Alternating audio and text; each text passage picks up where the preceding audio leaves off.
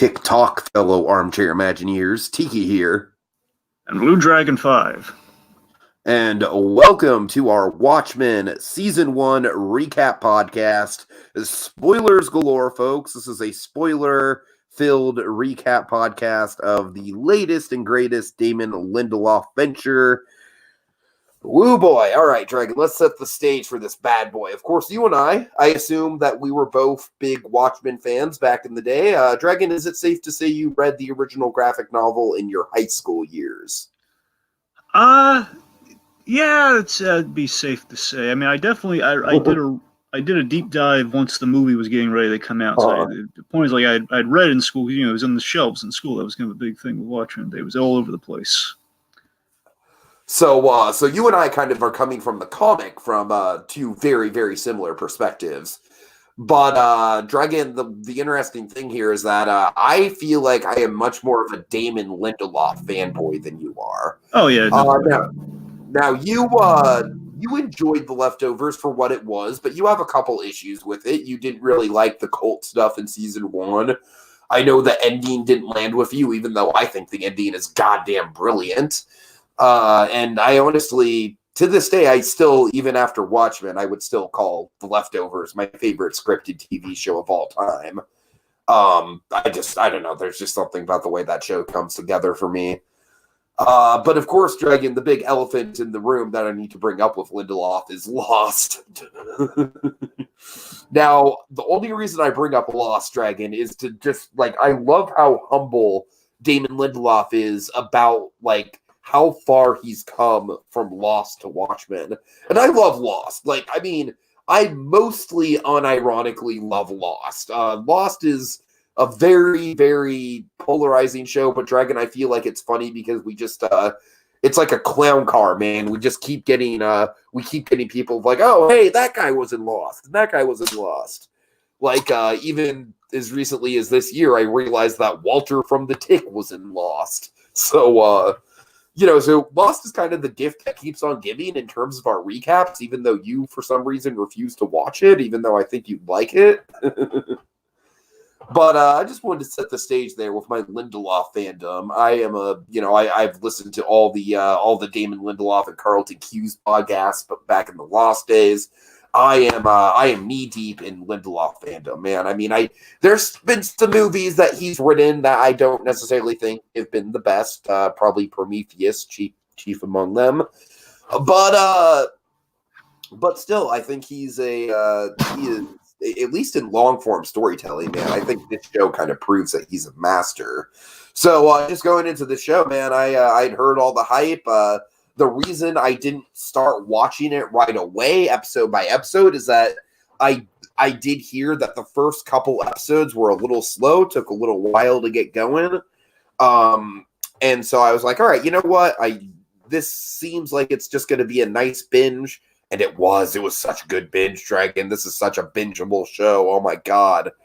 I basically watched this in two watches The Watchmen, where basically I watched episodes 1 through 5 and then episodes 6, 7, 8, 9, and 10.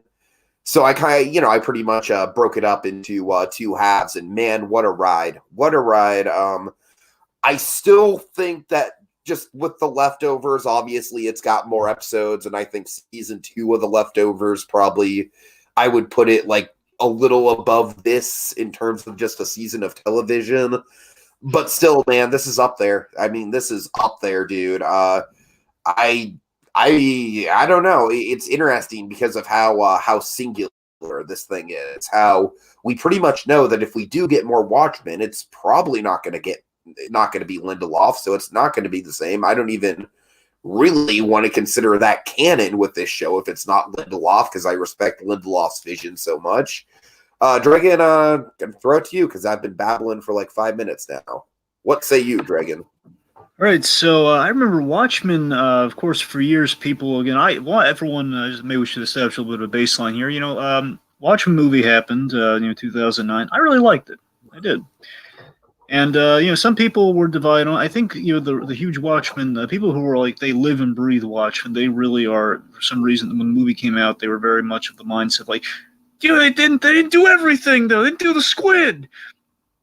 Well, I mean, what that movie was, which I think, again, if you're going to do it as a movie, they got everything in there. Bear in mind, there were a few cuts you had to get to it, which seems to be the curse of the Snyder movies these days. But in all fairness, the best version of that, though, with the end cut that you got, had everything worked in there, minus a squid, which, again, I think they switched it out for something better in that movie, in that case, where in that movie, at least thematically better. yeah, thematically better, where it was all about the paranoia of Dr. Manhattan. Therefore, he had the paranoia paid off with kind of swapping out the squid for Dr. Manhattan. That is kind of your big, like, doomsday situation, which, again, made sense for that narrative. That said, though, as much as I love the Watchmen movie, they missed out on one thing that they missed out on my favorite moment from the book. It never made me angry about it. I was just always kind of, when I rewatch a movie, I get to that part, I was like, oh, man, they never stuck the landing on my favorite part, which is at the very end, which, of course, is the nothing ever ends moment, where Dr. Manhattan says to Adrian Vogt's like, tell me I did the right thing, Dr. Manhattan. I did, I preserved peace amongst everybody. He says, I ended war, but nothing ever ends, Adrian. It disappears. And it's such I love it. It's perfect, and movie does not have that. But here's the thing that always bothered me, was the fact they just had like John always used to say, nothing ever ends. That is not the same. That is not the same.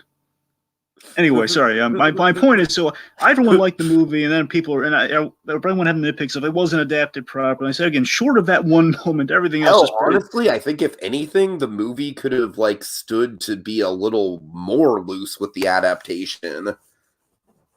That's the thing. I mean, but again, as I've always kind of made the observation, Snare, he's great at adapting things, doing his own thing. Not so much. Anyway, so, and the Watchmen is kind of the age-old example of like adaptation, man. The guys really sell at the adaptation. My point is with all this is that, so when it came out, I was really diving back into the books and the supplementary stuff, and just kind of all into the Watchmen. Of course, years go by, people have always kind of brought up now and again, like, hey, Watchmen, like, we'd love to see it done again and done right. The age-old pitch before the movie came out, I was like, we want a 12-part HBO series, because HBO was the thing back then. Of course, yeah, I want an HBO series before Netflix was crafted and everything, and of course, HBO with kind of wonders like Barry and such, they've been building up some traction. They've been they get word of mouth, and of course, kind of maybe sweating a few bullets in the age of streaming. What show I want to check out from HBO really quick off topic is The Mighty Gemstones. That show's got Danny. Danny. What's his name? Trejo? Sorry, now no, not Trejo. God damn it. Danny who? From This Is the End. Now I'm embarrassed. Danny. I know who you're talking about. It's Danny. Oh my God! Well, I know who it is. I know who you're talking about. McBride. There you go. Sorry. And John Goodman. I'm very interested in that. I'm just saying HBO is making a good resume for itself recently. My point is, it was an age-old thing of like, hey, let's do it proper. Let's give it all the 12 issues in the form of television that it really deserves, that it really needs. And I'm thinking, okay, now we just want everything now. But hey, if it ever happens, sure. And of course, oh my God, they announced it's happening. It's in the hands of Damon Lindeloff, famed TV man Damon Lindeloff. Of course, it's something big with HBO and Leftovers. Mm-hmm. So this is announced. I'm like, okay, it's not bad. I loved it. The thing I really loved what the Lindelof did was I really liked Tomorrowland. That was kind of like the big thing I had with Lindelof. And then of course, I had the Leftovers. So then there was a built bona fide in there. Okay, Lindelof, you can get it done. So now what I didn't know is that Lindelof gets really cryptic when he teases series. I didn't know that, and he got super cryptic with how he's going to tease this series. TikTok, and you remember like the Comic-Con trailer and everything when they put out this trailer. It's like you and I were completely scratching our heads. Like I have no idea. I was baffled by the Comic-Con. And he kept going back and forth about whether it was going to be a sequel or like an adaptation, because everyone was expecting a straight adaptation. Like we all were, like the age-old like promise of like a 12-episode thing on HBO, and then of course it goes from 12 episodes to 9 episodes out of the blue. And apparently now we know that he didn't want to like fill it with extra material, so he cut it down to the bare minimum, which I'd like to think he made it 9 for the 9-panel grid. I don't know, but the point being, Lindelof, he cryptically promised the impossible, and I'm going to do a Watchmen show. It's kind of a sequel. It's kind of like the You Come Into, all these things. I'm going to give you that really out there, like that out there footage, like cops in yellow masks. Doesn't look remotely like Watchmen outside of some Rorschach masks we're throwing around, and amazingly, he delivered in ways I never thought he would. Like, oh my God, I don't want to say like the age-old doubter. I'm saying I was watching the show very cautiously at the start, and it won me over as I was progressively watching through. And I'm loving this show. It's respectful to the spirit of the books and dares to do its own thing at the same time. For me, honestly, it kind of cracked the code. I heard Lindelof kind of phrase it once during the podcast, and he had this analogy that I think really crystallized like what he was doing right with it. He said, it really cracked the code with this realization that Watchmen is basically Watchmen is a story where we play catch up to the Minutemen story and like the past of the comedian and stuff like that. With the book Watchmen, that's what that does. And here with this story, we're doing the same thing, only we're playing catch up with the Watchmen story in the aftermath of Watchmen. That's really interesting. That's kind of where they kind of started like, okay, I see exactly where he's. That's why he was all dodgy about sequel and this kind of adaptation of it all right there. I get it. So it's the story he's telling is a story about how we deal with history and legacy in a really brilliant context. It's I went gaga for it. Basically, episode 3 on was where I really fell in love with the show. Episode 1 and 2, I was thinking, there's a good Lindelof show. It's not Watchmen though. Outside of the Rorschach mask, not really Watchmen, but it won me over big time. So I was indoctrinating the show. I think it's the best thing Lindelof's done, at least that I've seen. Okay, we got some comments on Claude. He says, I'm pretty sure this show will be on HBO Max along with Rick and Morty and South Park. Yeah. Nice to see you, Claude. Happy you could join us here. All right, so folks, we got a lot to cover, and we're under a little bit of a time crunch because we're limited to 20 hours a month now for streaming. Thank you, StreamYard. I still appreciate you, but it puts a little bit of a window over our head, a roof over our head in terms of that. So, Dragon, let's dive right into it, shall we? Let's get to episode 1. It's summer, and we're running out of ice. All right. So let me just be the first to say, Dragon, that Damon Lindeloff is a master when it comes to cold opening his series. Have you ever seen the opening scene of Lost, the plane crash scene? I believe so. It's the scene where they're all like the doctor stumbles out of the jungle and boom, there's this big plane crash on the beach. Yeah, it sounds familiar. I think it's been. Yeah, I saw it when I saw like someone talking about the opening. They played the opening, so I think I've seen that much of it. So that is like a fucking perfect. Like that, honestly, to me, set the benchmark. Like honestly, if it weren't for that, we wouldn't be getting stuff like Breaking Bad's cold open or the Gene openings or anything like that. Like that set the benchmark. Honestly, that's why Lost is such an important show. But then, of course, The Leftovers. What I love about The Leftovers is that they did something that was a lot more intimate, but arguably even more just earth-shattering with that cold open. You remember the cold open for Leftovers, right? Yes, it's like we see the disappearance happen, right? Yeah, but specifically we see the mother with the crying child, and that's what I mean. Yeah, it's a whole right in the moment where everyone just starts freaking out. So basically, Endgame before Endgame happened. Well, pretty much before Infinity War happened. So what I love about the cold open for this show is that it kind of takes like the cataclysmic quality of Lost and then the intensely personal quality of The Leftovers and sort of melds it together, man. And to me, that's I instantly just knew that I was in good hands with this. I knew that Lindelof was like, all right, boy, Lindelof's got this and I'm ready to go. Let's talk about Tulsa, man. Let's talk about Black Wall Street. I mean, we don't want to dwell on it too much, but it is important. My God. So when Tulsa I found 21. out, so when I found out on the Lindelof podcast that this is a real thing that happened, folks, and it feels like a Dragon. It's so crazy because when you watch this, it feels like a fictional thing, right? Yes, I mean, it feels like it fits so well into the Watchmen alternate history. It does. But again, it's Lindelof giving me a little inkling of like, it's the obscure real life tragedy that at least half the population didn't know about. Right. So yeah, I don't want to dwell too much on it. Like honestly, we could do a whole podcast just on Black Wall Street if we really wanted to. But I think it's an excellent like idea, like you were speaking to, of the whole idea of like how history shapes itself, and the comics' perception of history and alternate history and how it kind of blends those two.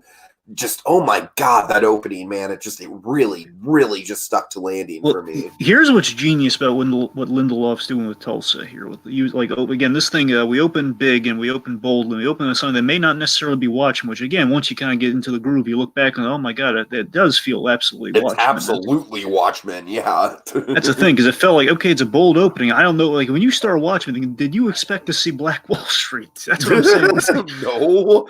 No, I didn't expect to see that at all. You know what I expected, honestly, was I expected the pretty much the cold open of episode 5. I expected to see the squid in the cold open. That's what I'm saying. When you start watching, you expect either, okay, we're going big with the squid, which of course is like the element we haven't seen realized in live action, but also a huge part of of Watchmen, especially if you're doing a sequel, along with it's going to be that, or it's going to be a murder, which this episode ends with, which of course is how you usually frame Watchmen, the murder of a character you're looking into.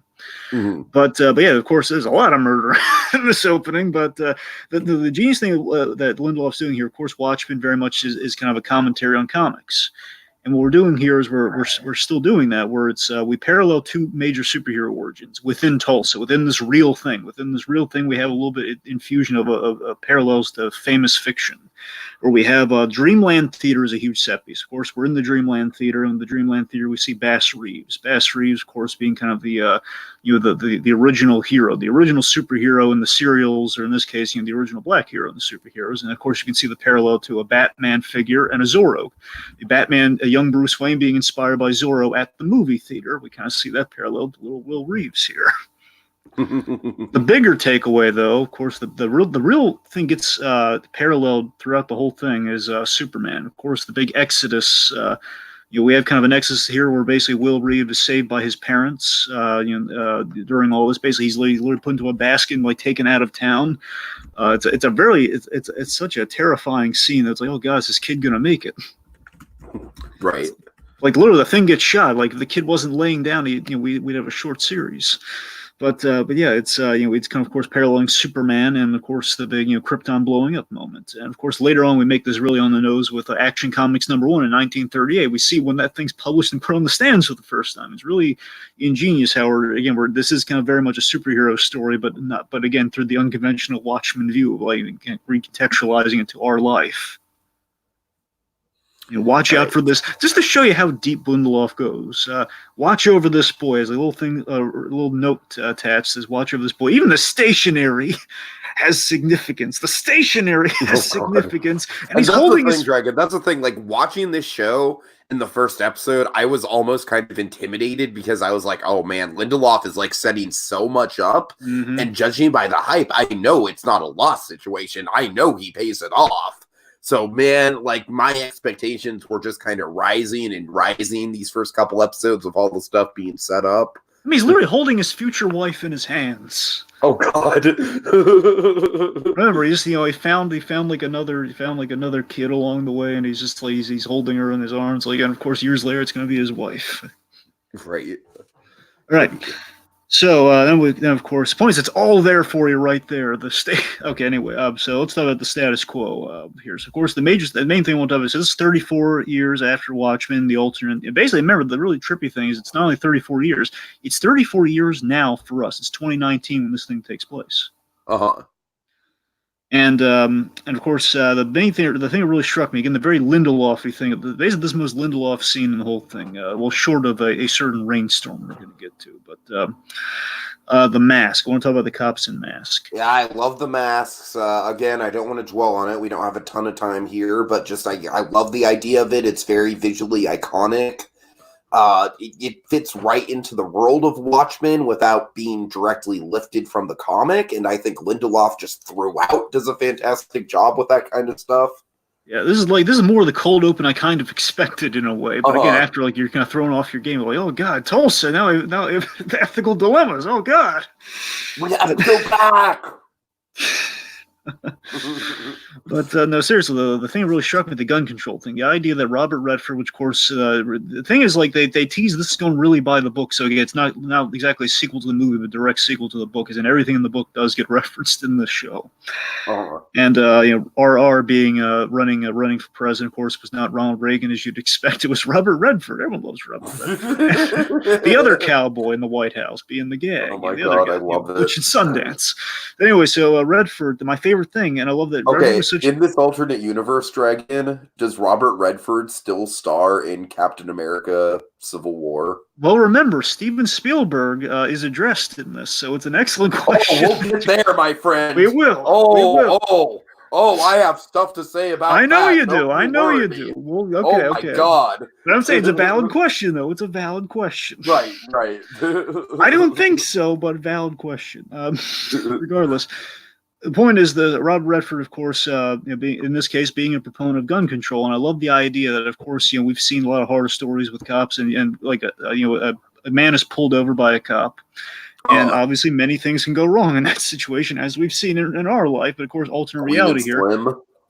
Certainly, movie, excellent setup. But that's what I'm saying. Here we have like these little kind of locks on the guns, and you have to call this dispatch and make sure it's an absolute situation you need the force. To me is like a great sort of like, when does this go too far in the other direction? That's what I'm saying. Like, slippery slope. You put a potentially cool guy in office, like a Robert Redford type, and again, you initially think that might be a really good idea, but you see, maybe sometimes the person be too eager to please. Well, back during the early 2000s on a certain reality show, there was another man who people thought were generally cool.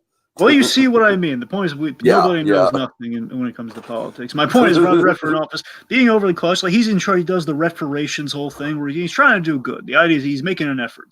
And by the way, I love the Redfordations. That's what I'm saying. A great piece of world building, very Lindelof. And that's what I'm saying. This whole gun control thing is like it ends up getting our guy killed there. But again, it's a phenomenal sequence. And again, it shows you again like, oh God, it makes the mind boggle. Like, oh God, the world building is going to be so good in this show. It's a perfect note. Totally. Of course, after White Knight, we have the new Keene Act by Senator Keene Jr., Joe Keene, and he now allows for these mask cops. Of course, with the mask too, I love it's yellow. Of course, yellow for the Watchmen color, but also the big theme we thread through the needle here, because it's going to come up a lot. The egg theme. Oh my God! Of course, like in this episode, ready to talk about the egg theme. Again, we're gonna pace ourselves with the egg theme. I'm just gonna establish it here. Of course, it's really great in the editing too on the rewatch too, because that there's some really great sly stuff they're doing where we have like Dr. Manhattan on Mars, and then we cut to Angela Abar doing the smiley face egg thing. That's what I'm saying. Really clever in the edit. Really clever in the edit. All right. So speaking of Angela Abar, of course, Damon Lindelof was probably like, hey, you didn't get as much to do in The Leftovers as I would have liked. Come on over to this show and get a shit ton to do and be awesome in it. You got some Oscar nominations. Let's put you to work. So, yeah. All right, so Angela Abar, so Sister Knight, so basically this character, she's a little Silk Spectre-esque, but also, and that legacy plays a great deal into her story, much like Silk Spectre in a sense. Also kind of like the whole costume crusader angle. But the really fascinating thing about Angela's character is that she's out of touch with family, and for reasons that we're going to learn in flashback through the course of the series, because think about it, she has no bloodline until the big reveal at the end. The reveal at the end of when we meet our wheelchair bound character. And she is her whole thing is adoptive family. She comes from an adoptive land of Vietnam being colonialized, and that became the 51st state. So again, she was born. It's like being born in Hawaii. The Lindelof made the comparisons like being born in Hawaii after it was colonized. Again, I'm like geeking out at that comparison. I know. It's like Watchmen. But again, it's brilliant though, because it's like you and I would never have thought of something like that. That's the genius of it. I would have never thought about Vietnam even playing a role in this show in general, honestly. Because again, I remember the whole Vietnam 51st state thing was a thing of you kind of forget, and then is it a thing or is it people just saying it's the 51st state? But no, it's the actual 51st state, which is trippy when you think about it. Anyway, so the point being, so that her whole thing is adoptive in every aspect of the story. Of course, she has an adoptive family, and it's going to really play a role into the sense like she's out of touch with where she comes from. That's of course going to be a huge thing. I mean, not only with the again, we open with Tulsa. And there's some racial as well as there's obviously it's a powerful racial story within the crux of this season, and it's really remarkable too. It's really well done. I mean, I think everyone's really responding well to it. Uh-huh.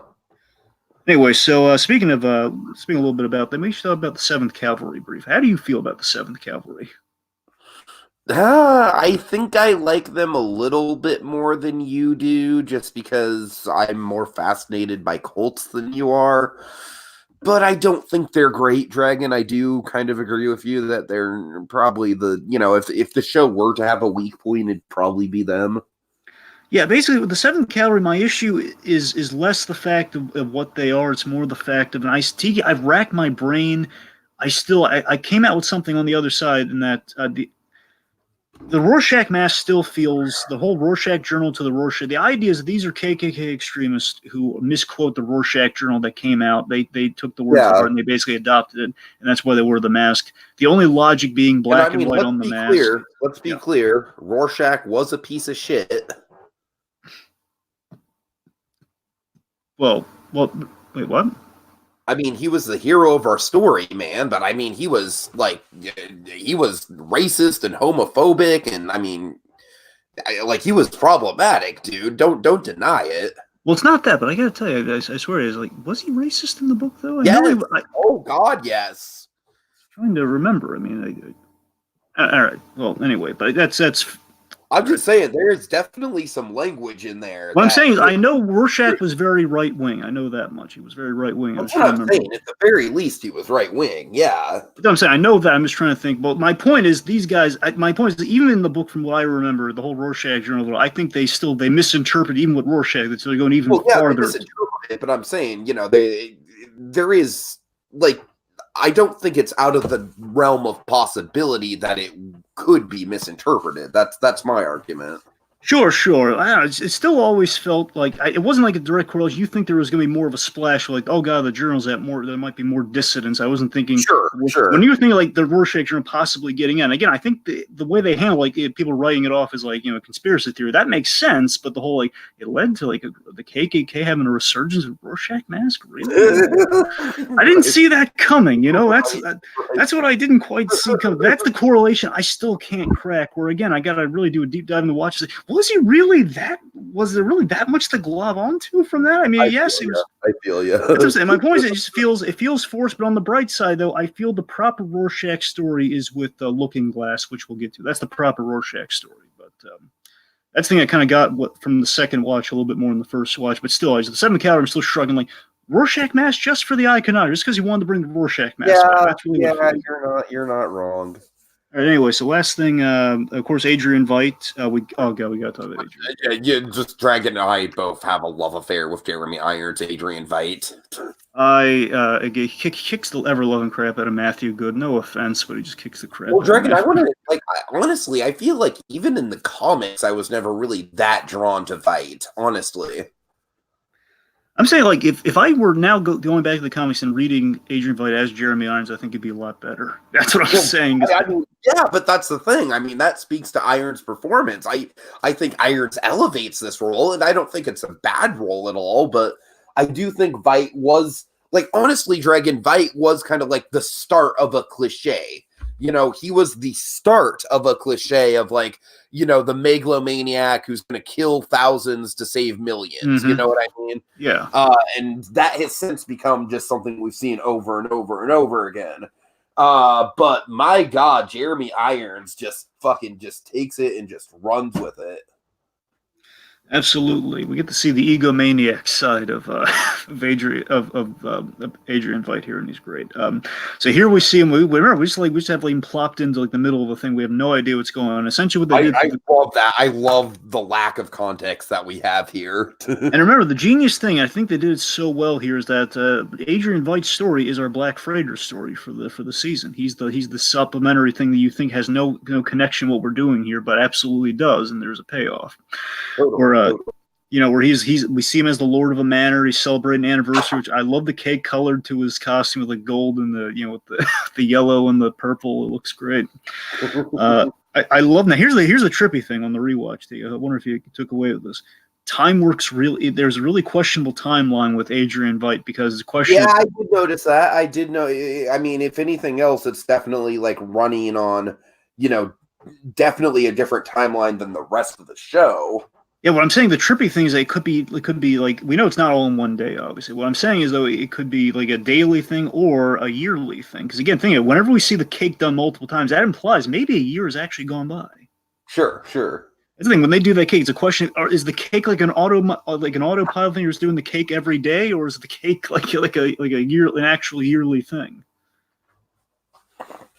Yeah, interesting. Even the horseshoe and the cake comes into play, man. A horseshoe, and of course, it's such a weird thing. It's such a Lindeloffian touch. Like, use a horseshoe on the cake. It's like, oh.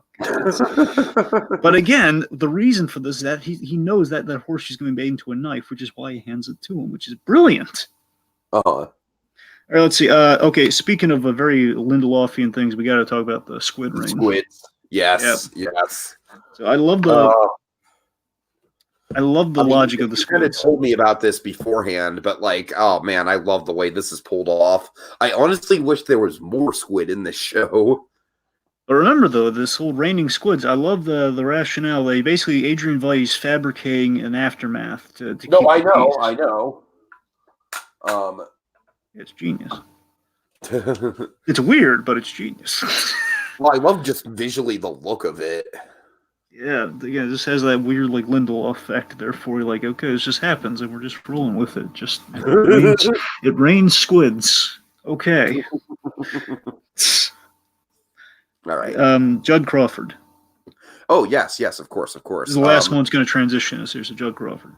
Yeah, I was pretty surprised by him being killed off at the end of the episode because I feel like they were really kind of building him up to be kind of like, what's great is that it's almost kind of like it's fucking Ryan Johnson, like subverts your expectations because what you're expecting based on the pilot, at least what I was like, okay, like Judd Crawford and Angela Abar, they're like the buddy cop duo of the show. You know what I mean? Like the captain and the stern deputy. And man, that didn't pan out, did it? No, it did. Basically, Judd Crawford, in the end of the day, he's the most likable version of the comedian you've ever seen. And that he's our comedian murder mystery. We find there's some nasty stuff in his past, but again, he's insanely likable though, and again, we just completely subvert that mystery with, okay, we know who the killer is, Lou Gossett Jr. Okay, let's. It was me. Yeah, I killed him. 100-year-old man killed him. We're 100-year-old. 12 episodes of this. I'm the one. I'll make it easy. I'll make it 9. So that, like, going into episode 2, man. Episode 2, Martial Feats of Comanche Horseman, which, by the way, Dragon and I both agree we have no idea what the fuck that title is referring to. Yeah. And some of these titles, sorry, Lindelof, some of these titles, little over our head. Yeah. Now again, I can only assume it has something to do with Bass Reeves from basically the old serial here that inspired Hooded Justice. I can only assume that's the takeaway from that. All right. Anyway, outside of Will Reeves, do you want to start with anything else about Will Reeves to get into? Well, yeah, the opening had that heartbreaking origin of the stationery, where we learned that basically Germans during World War I, which you remember being a 100-year-old man, his father fought in World War I. He got this piece of paper. The Germans, it's like from Dunkirk when they dropped some propaganda like to tease you, like, oh, you're doomed, that sort of stuff. In this case, the Germans in World War I, they dropped these little pamphlets that basically say, like, hey, join our side, leave your side, join our side, and you can be seen as equals. And, of course, it's kind of this really trippy question of what are you fighting for? Because he just after that, OB looks at this, his father looks at this, he gets spit on by the white soldiers from World War I. It's so sad. And it just kind of connects to Will Reeves is holding on to the paper. So basically, we know where the paper came from. Of course, he wrote the kind of save and protect this child. statement. All right, so White Knight. We have the flashback to White Knight, so we should talk about that. So the of course, the how Will is just very much just no holds barred. He's just like, yeah, it was me. So let's see. So Angela takes Will back to the station, and then I'm sorry, I'm chomping at the bits to get to the fight stuff, Dragon. I'm sorry. okay, real quick. So we flash back. so we flash back to we flash back to White Knight, where we see this brutal sequence set the Santa baby, and we basically reveal, okay, this is Angela has an adopted family, and she basically adopted a cop who was slain, left behind 3 children, so she had taken the children. And of course, the big mystery is like it looked like she was dead to rights, but then we just kind of flashed away, and she was fine and bonding with Judd Crawford. So this episode kind of predicates on her dealing with the whole. She's mourning Judd Crawford. She's all doing the investigation and also dealing with this whole relative that came out of nowhere who claims to be her grandfather. She investigates, goes to the Reparation Center, the Culture Center, which I love. I love how user friendly this place is. I love it because the idea is like if you get right. Basically, if you register, you get some sort of like almost like a social security type thing going on. And of course, DNA tests are all the rage these days. And it's like, what if there was just like a place you could go that would just simplify the process? Yeah. Let's see. Have we been properly introduced to Cal yet? Yes, we should talk about Cal because again, Cal's featured big time in Whiteness. So let's talk about so Cal, of course, is played by the wonderful. With the sorry, I have it. Sorry, folks. This guy has a doozy of a name, but he does. Kind of like the Adewale, that guy. Right, okay, no, seriously. So Cal is played by Yahya Abdul Martin II. Now, did you recognize him? Yes, I know. Yeah, Black Manta, right? Yeah. It kind of dawned on me. Yeah, but he's so good in this. Oh, he is totally. Yeah. Dragon, I don't want to skip too far ahead of ourselves, but let's just say at a certain point in this series, I was very proud of myself for noticing right away the fact that Cal had a fixation with clocks. Yep. And I took note of that, Dragon. I took note of that. I didn't know exactly where it was going to lead to, but I assumed he was tied to Manhattan in some sort of way. Yep, but yeah, I love how likable and understanding. This guy is the epitome of likable and understanding. He's Mr. Perfect husband, and of course, ultimately. Oh, he totally. By the way, folks are like kind of like, oh, why Dr. Manhattan, a fucking white guy turning into a black guy? Ah, I'm like, okay, first of all, calm down. Second of all, the reason why he is the way that he is it's the dead body that Regina King found the hottest. Yeah.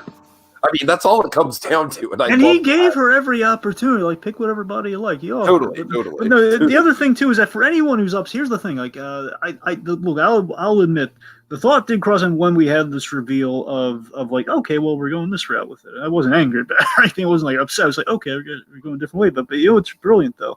We had our cake and we ate it too, so we didn't just like say retroactively he was black the whole time, which would have been a little bit okay. That would have obviously not matched. Well, that would have been, that would have been something different. That's what I'm saying. That's the thing, because I mean, can Dr. Manhattan change his appearance? Well, again, per the show, I absolutely believe it.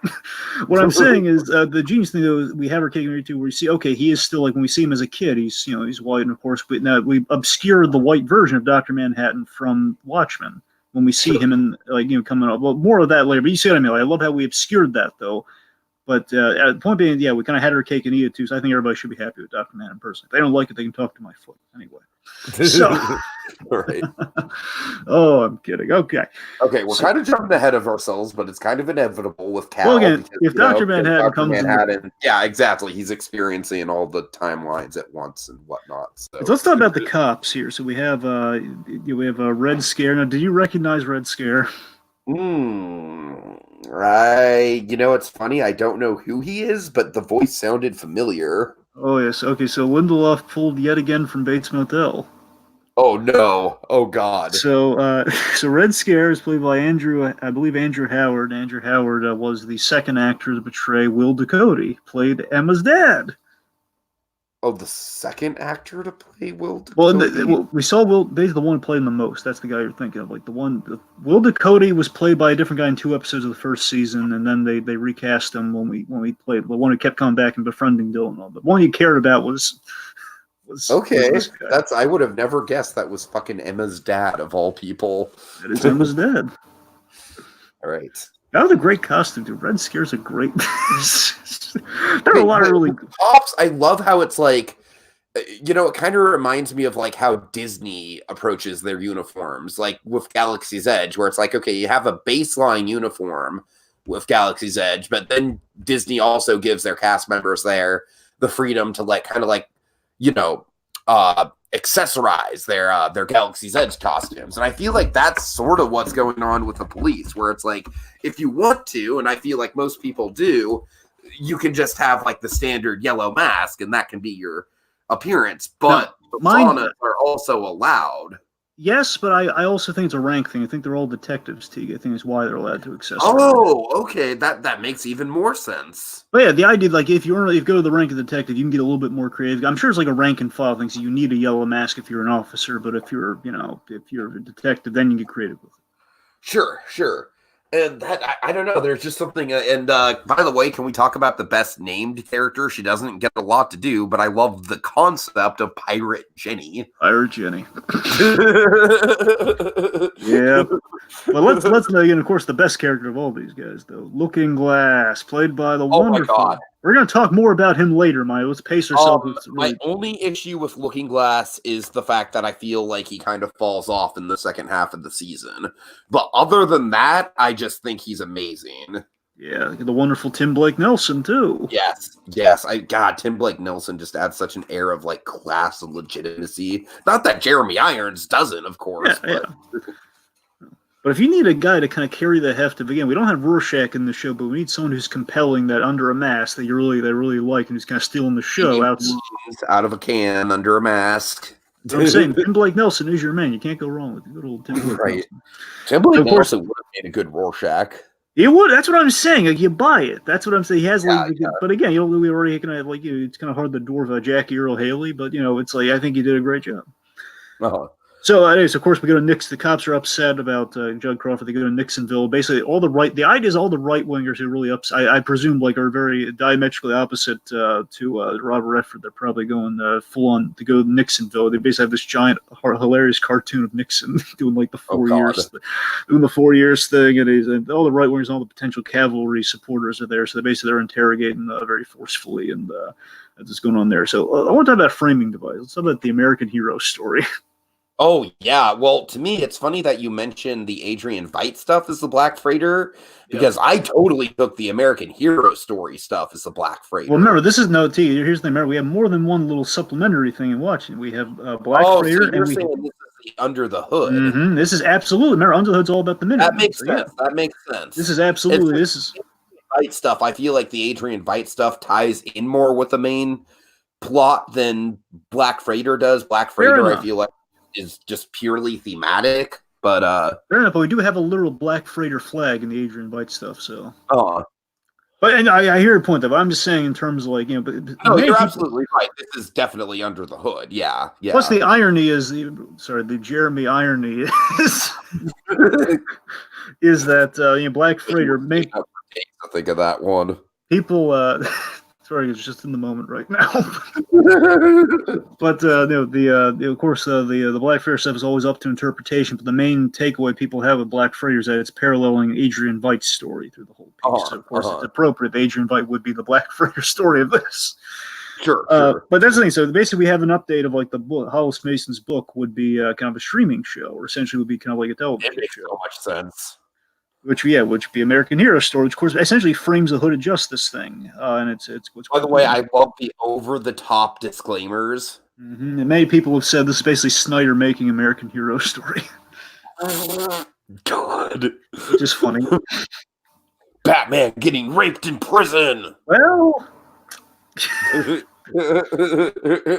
some scenes in this. They're consensual, but still, some scenes in this. Batman having hot prison sex. Okay, just Yes. I'm sorry. I know I'm treading a line here. Yeah. All right. I'm sorry. The Go point ahead. being, it's a really clever conceit, and of course, the whole reframe Hooded Justice. And again, these are direct lines from the comic. Like they find a floating strong man in the water somewhere. They assume that was Hooded Justice. So there's some really interesting turns we're going to take in that story. And now I love the origin story of Lindelof and his father fixating on Hooded Justice, and that kind of being sort of the idea that blossomed into the show. That fascinates me. It is really cool. We'll get there when we get there. I have a thing with Hooded Justice. We're going to get there when we get to the big episode. Okay, let's see. We're talking about the Reformation Center. Okay, last thing. Let's see. Okay, of course, Angel. She finds the KKK uniform in Judd Crawford's closet. So again, she's a little disheartened by, oh God, I like Judd Crawford. He was a racist, or at least in league with racists. What am I to think of this? And now I'm going to confront my grandfather, my potential grandfather, and he's absconded with by a giant magnet. God. By the way, what a cool ending, right? Yeah. And of course, we'd be remiss without. So to me, that is the ending. However, the real ending for me, though, the Watchmaker's son play. Oh my God. So the idea is, I have a hard time talking about this Veidt stuff without cracking up most of the time. So the great thing is the idea is that Adrian Veidt, from what I read on it, is that again, even if you want to assume he's killing roughly 8.5 years. Oh my God. Not 8.5. He's actually killing 8 years where he's at right now. And the idea is he's coming up with things to amuse himself while he's waiting for kind of his big moment 8 years from now. And right, he's writing plays and having them performed by his servants, Mr. Phillips, Cruikshank. Mr. Phillips, Miss Cruikshank. It's so fascinating to me because, like, I and everyone else sort of assumed that these two were some sort of like genetic clones that Veidt himself made, which is possible. I love the way that gets subverted. Yeah, it is absolutely subverted here, but again, based on the book, he made Babastis, he made the giant cat thing. So obviously, exactly. Yeah. Anyway, so of course he has this thing. This is okay. So I was really lukewarm on the show. Say, okay, Lindelof show, but then this bit happened. This kind of woke me up. And then this selling thing for you. Because again, as I mentioned, I told you my favorite moment in all Watchmen already, so you can understand where this one really caught my attention. Where basically he's having them perform the origin of Dr. Manhattan, and in my mind, I think on the rewatch it's not this, but I tell you though, they could be this. I like to think he's sadistically, again, given how long he's there, I think sadistically he has the performances repeated. So when I'm watching it for the first time, my thought process was that, given that cake thing, was that, oh God, any mistake that they make, he's going to have them do it again. I mean, yeah, I kind of just read it as like he's doing it for a mix of his own amusement and like just I definitely like I think you'd be stupid not to think that there's a quality of sick sadistic pleasure in killing these people off. Yeah, but I mean, like when she made mistakes during the play, I'm thinking, oh God, he's making notes and he's going to have him do it again. Oh God. So I was thinking, I'm still not convinced it isn't that, but I mean, the point being, like literally reenact the death of Dr. Manhattan, where he light poor Phillips on fire, and then we bring out Dr. Manhattan. I love like how we build up we built the reveal of Dr. Manhattan, where it's basically a guy in a costume with this giant Dr. Manhattan head on. We're building in. We keep building up Dr. Manhattan. Of course, the biggest highlight from the trailer was I think like the second trailer where you have like the David Bowie music kicking in, and we have like the hand picking up the mask, which of course going into the show is like, oh God, what episode are we going to get to that?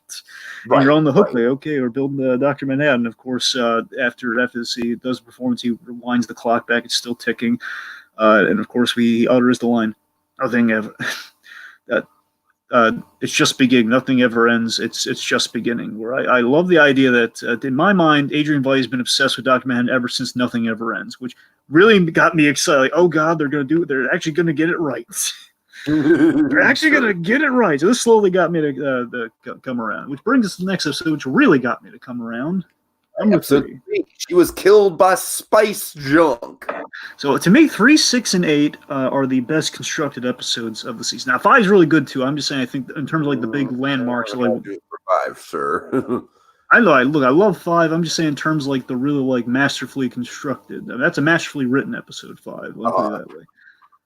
So of course, 3 hinges on Laurie Blake. Let's talk about her. I mean, talk about taking a character where I think we can all sort of unanimously agree that Laurie Blake was, I don't want to say the worst character in the original Watchmen comic, but certainly one of the less interesting. Touch and go. I'll go as far as she was touch and go. And man, talk about just taking that and just being like, oh, you know what? Let's run with it.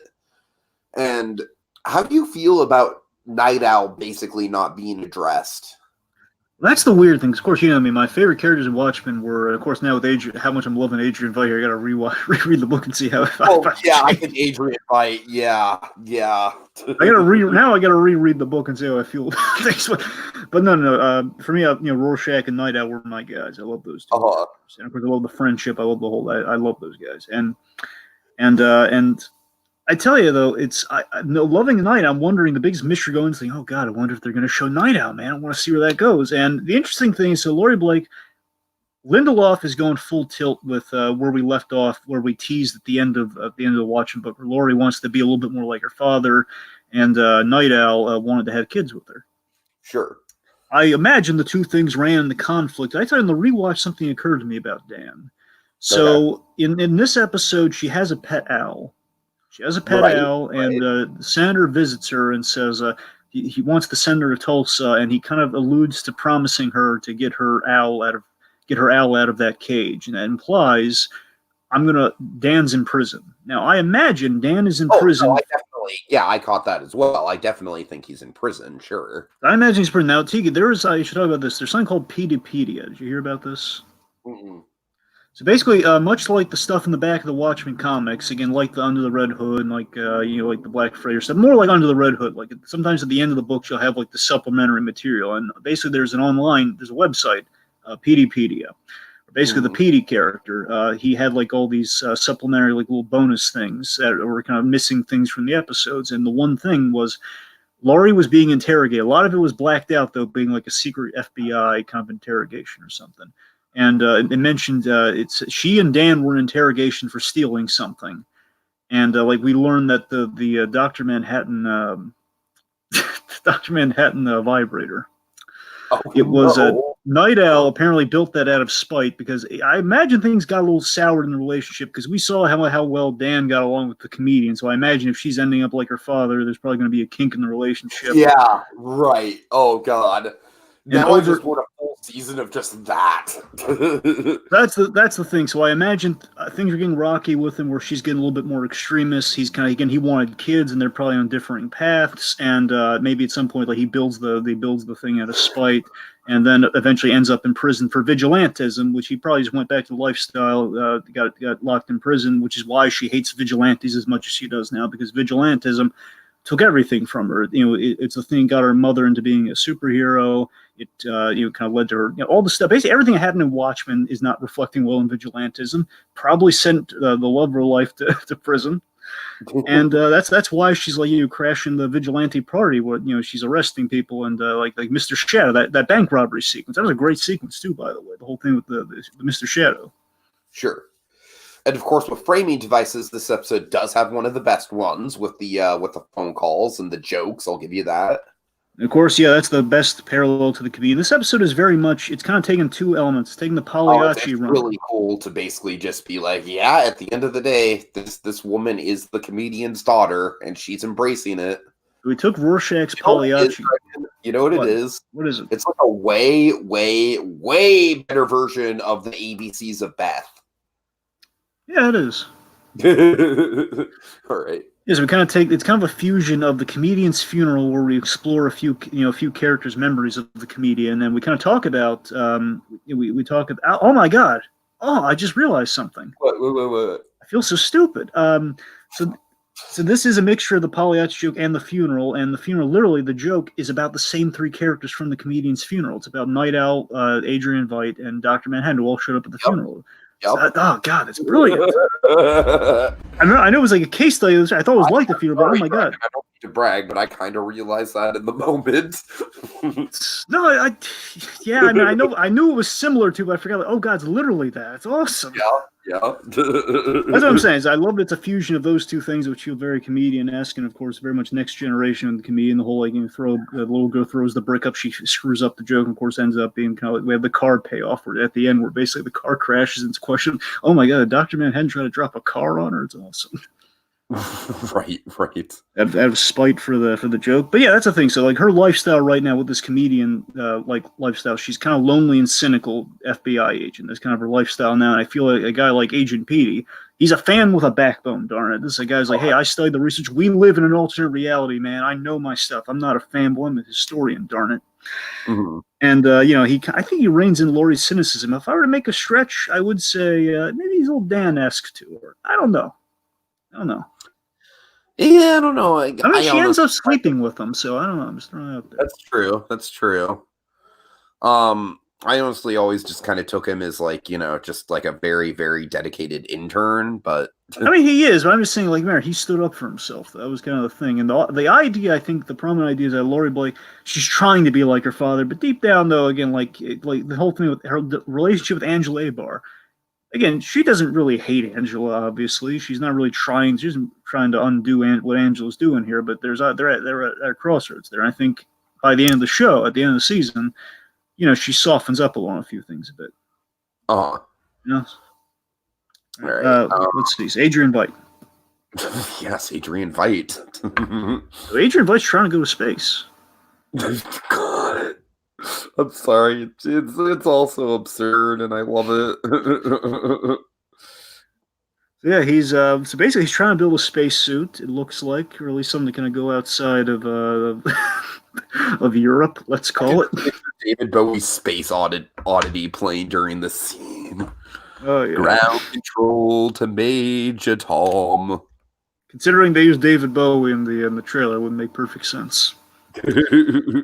Right, let's see. So, of course, there's some trial and error. The idea he needs to insulate the suit with buffalo that he kills later. So he doesn't have that. So basically, he sends poor Phillips and company in the space, and they end up getting frozen. We have a gag here with the cake, where basically they bring out the cake, and he just literally throws the cake, which cracks me up.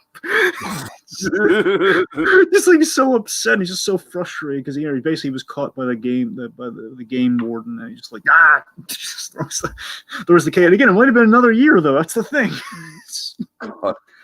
Okay. Anyway, so a lot of trial and error before that, but he dons the costume in this episode. He dons like he does. Very exciting. Like legit, as faithful as you're gonna get. The mask, the little ring, the whole. Damn good. It does, man. It does.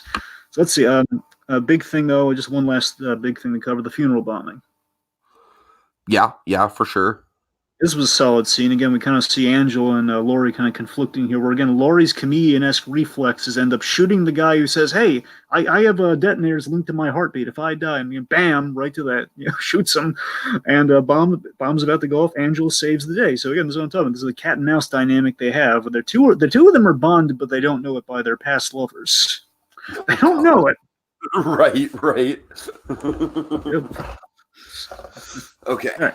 That takes us into episode 4. If you don't like my story, write your own. You're going to have to take the lead on this one.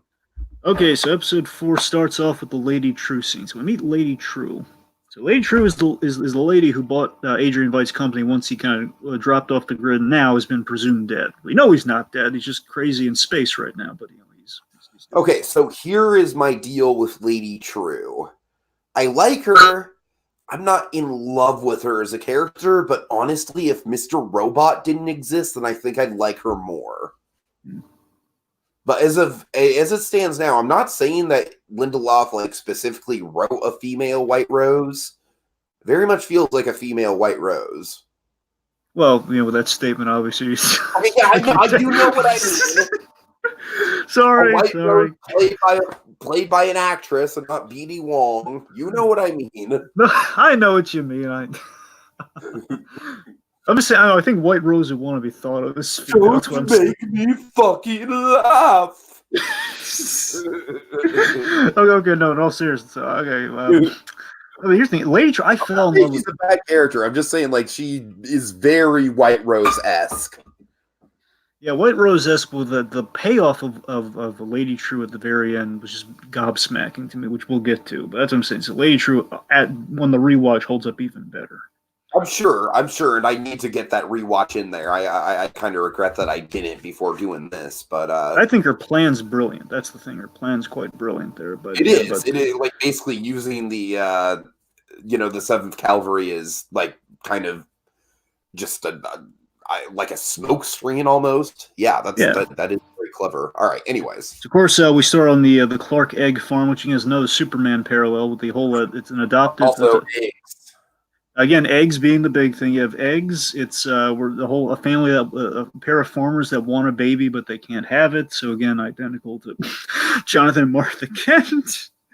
Father's name is John. Like, okay, point being, with Superman parallel there, with the Watchmen spin on it, where we have this amazing scene. This is trippy, man. I had no idea where this scene was going until like she brings out the clock, until she brings out the hourglass. Like, she gives him 3 minutes. It's practically a 3-minute scene where in 3 minutes she trades their land for their baby, not just a baby, but their baby. That it's this chilling line she has of like, she says, "Oh no, I'm not going to make you a baby. I already did." It's like, oh God. And just she has her daughter bring it out. I'm like, oh God, like their baby, well, their DNA has been made in there. It's like, oh God, it's great. Lady True over shit to me, Dragon. It is. This is what I'm saying. So Lady True, her whole thing is, again, I had mentioned the show earlier, the linchpin of the series, the one thematic theme through everything is legacy. Legacy is huge within the show. So Lady True is all about legacy, but because it's her imperative in life, but also it turned into her business. Legacy, of course, the nostalgia and everything. Legacy and history is her bread and butter. But again, also it's what drove her to earn that bread and butter, as we're going to learn by episode 9. Sure. All right, let's see. Angela and Wade, they form a team up here so they can figure out what the deal with the pills are, so they can find the grandfather, find out this whole Judd Crawford affair, like what the deal with the KKK uniform is. They're going to look into that. What's really great, I just want to mention with these two in comparisons, I love how both of them, obviously trauma is another running theme in the show that really gets big in episode 5, but Angela internalizes her trauma, and Wade, Looking Glass literally wears it on his face. I love that. He externalizes the trauma. Totally. Do you want to talk about Lube Man? Oh my God. Oh, Jesus Christ. I almost forgot about Lube Man. Did you figure out who Lube Man was? I assume it's Petey? Yeah, it is Petey. How did you figure? Okay, did you just look at the body he was type? Like following Angela, and then, I assume that Lori would also have Petey following Angela, so it kind of made sense.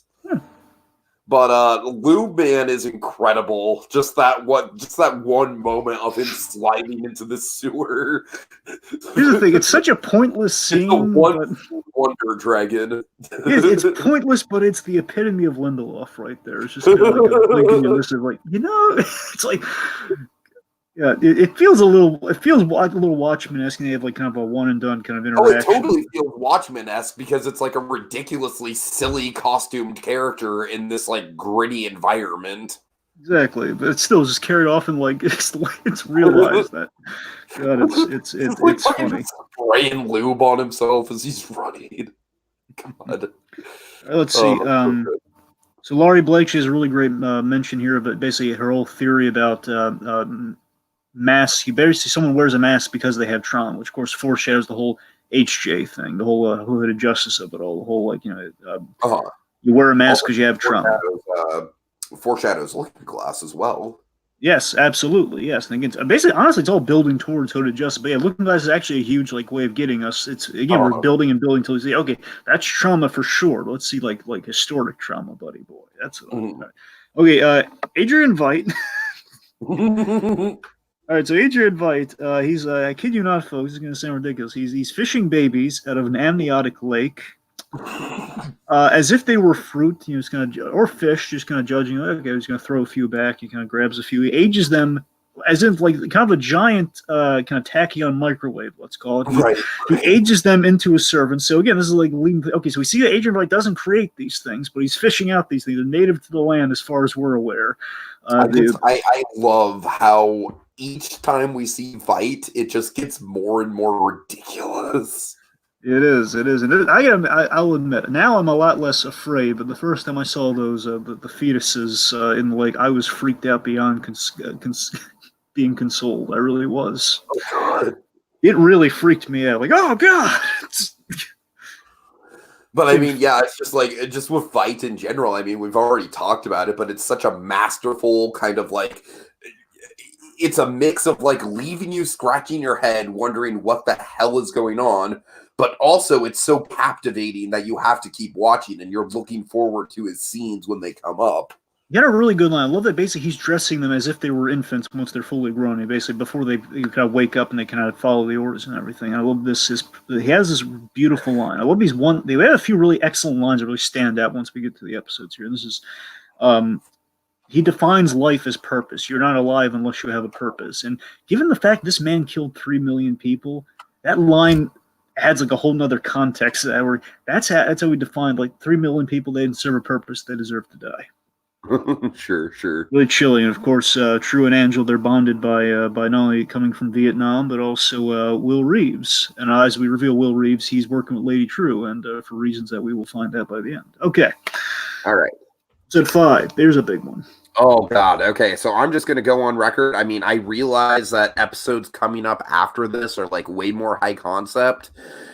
But to me, this one stuck with me the most, Dragon. It really did. I think top to bottom, this one, it felt the most Watchmen. It got a lot of good answers out there in regards to like what's going on with the squid and what's going on with Looking Glass himself. I love how standalone this episode feels. To me, this is probably the most standalone episode of the bunch.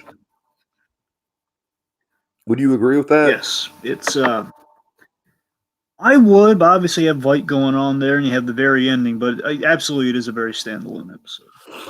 So, of course, we have the cold open. Looking Glass, like I did not expect him to be a Mormon. That was a twist. Also, a little nod to the watch. He's selling watchtowers. Mm-hmm. So he's a Jehovah's Witness then. Yeah, that's the thing. He's a Jehovah's Witness. Yeah.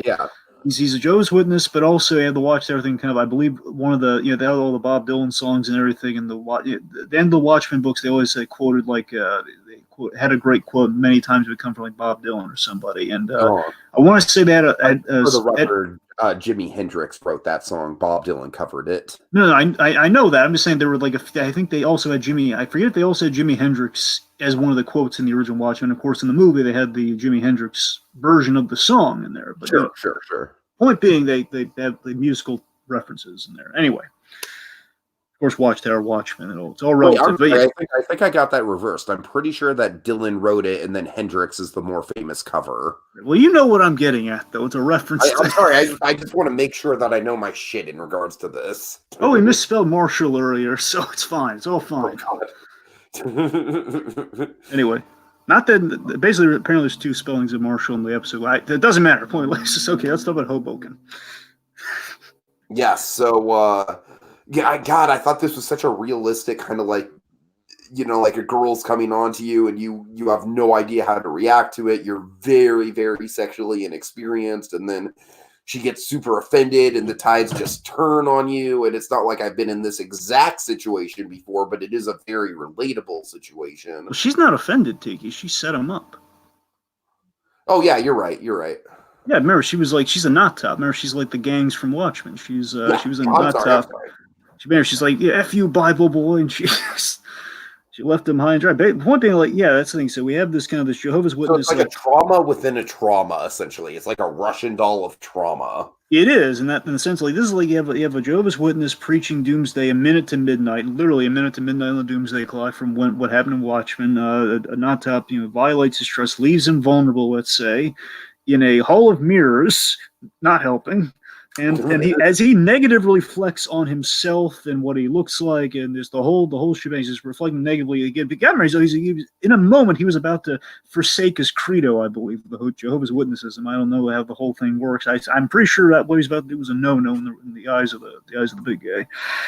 Anyway, slice it. The point being, he was kind of forsaking a creed. He wasn't doing like the whole warning people a minute to midnight, and of course he's like, oh God, I've been hornswoggled.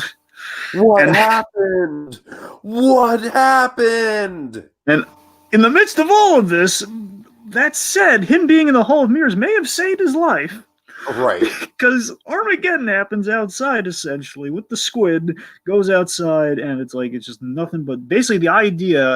And it was a line in Watchmen. I guess I've never seen it put in the live action. This shows you that the squid could have worked. Maybe not in the movie, but it definitely can work here. Or basically, we dropped the giant squid, and even though the squid landed in New York, because again, he's in New Jersey right now. The psychic wave, the waves what killed people. The squid damaged the buildings and maybe killed people in the buildings, but the psychic wave is what killed everyone. That's the idea. And of course, that led to the paranoia about the aftermath and the psychic kind of reverberations. And also, by the way, my favorite thing about this scene, Careless Whisper. I love how I love how they're playing. The music choices throughout the whole season was perfect, by the way. Careless Whisper is an excellent song. Very seductive song, too. All right. Can I also just kind of point out that what happened is pretty much this show's version of I can't see. Yeah, it is. All right. Okay, so then we kind of what I love about this episode is that it's basically just like a day in the life of Looking Glass. So, we see him going about his daily routine, eating the beans out of the can and everything, getting ready for work. Remember his day job? I love his day job. Right, yes. The focus group testing. Of course, running the support group, which is where we get my favorite scene in the series, Dragon. And that is the aforementioned Spielberg scene. I thought this was just this sparked my imagination in so many ways, Dragon. So essentially, what's going on is we have a woman who was not in the squid incident, but she saw a Spielberg movie depicting the squid incident. Dragon, would you like to tell him about it?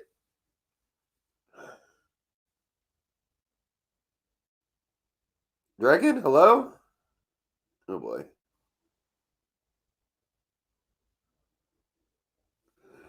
All right, well, okay, he's gone. Well, okay, well, I will tell you about it then, folks. So essentially, the squid incident has replaced the Holocaust in Spielberg's mind, and he has made essentially Schindler's List, but with the squid instead of the Nazis. And you got the little girl in the red dress running around the ruins of the squid incident, and it's all in black and white except for that little girl in the red dress.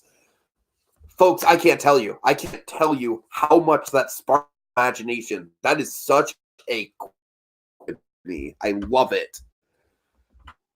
Right, Dragon, Schindler's Squid. Oh god, yes, Schindler's Squid. Oh god. So the idea is so basically Spielberg, everything after 1985 has changed in Spielberg's catalog. So you still get E.T., and that's like the last alien movie you're probably going to get out of Spielberg. I wonder what happens with Jurassic Park. That's what I'm saying. Like now it's going to be a movie that he was working on, like in contrast to Schindler's List. I wonder if he's making just like a big kaiju movie, and then he's making Schindler's Squid. I think it's either Squid Park or like at a water park or something, or it's either that or maybe Spielberg is doing like a Minutemen movie. I don't know. Well, could be. Anyways. But yeah, seriously, the whole like Schindler's Squid idea. I think it's called like Pale Horse or something. They called it. God, it's Dragon. Like I said, I got such goosebumps when she was describing the girl in the red dress. I mean, no, I'm not even joking around, man. Like, this to me was the most thought-provoking scene in the entire show, and this is a big part of why I love the episode so much. But considering that the next episode's an emotional, really kind of emotionally strong black and white episode, and then we mentioned a Spielberg Schindler's Squid earlier, right. It's kind of funny when you think about it. But yeah, seriously, that is a really great. They adds to the world building, but also again just kind of shows you like, oh man, there was an impact to this thing, man. And yeah, I don't know, man. I love the day-to-day, the therapy stuff. I really love seeing all that. I honestly kind of wish the show would have delved a little bit more into the aftermath stuff with the squid, because I think there's just so much room to play around with it. There is, but we got a lot done in this one though. Because remember, we saw the whole EDS with the whole squid drills. Man, the EDS thing was the extra dimensional security the thing that he does, where basically he has like an alarm thing. He's so paranoid and so fearful of the squids, especially after it rained, because we saw it rain squids. So the idea is when that happens, that's when you run the drill. And this to me was the most Rorschach that he ever gets. Yeah. Of course, we saw Rorschach very much kind of a man, a creature of habit. He picks up the new frontiersman on a daily basis. He's very much he lives on very absolutes, again, the beans and so on and so forth. It's very similar. Sure. But I mean, yeah, I love the whole the idea that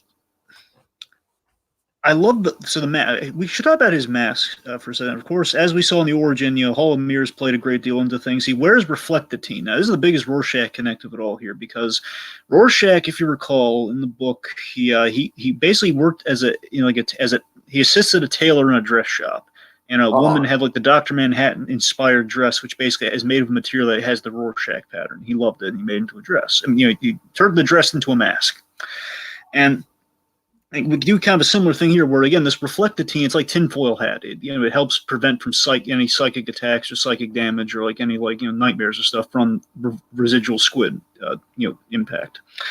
And that's the thing. So that's the practical reason, but again the emotional reason is traumatized in a Hall of Mirrors. So again, I love that it's much like Rorschach. Again, it's he needs to cover himself, and it speaks to his worldview, but also personal touch. He liked it. Mm.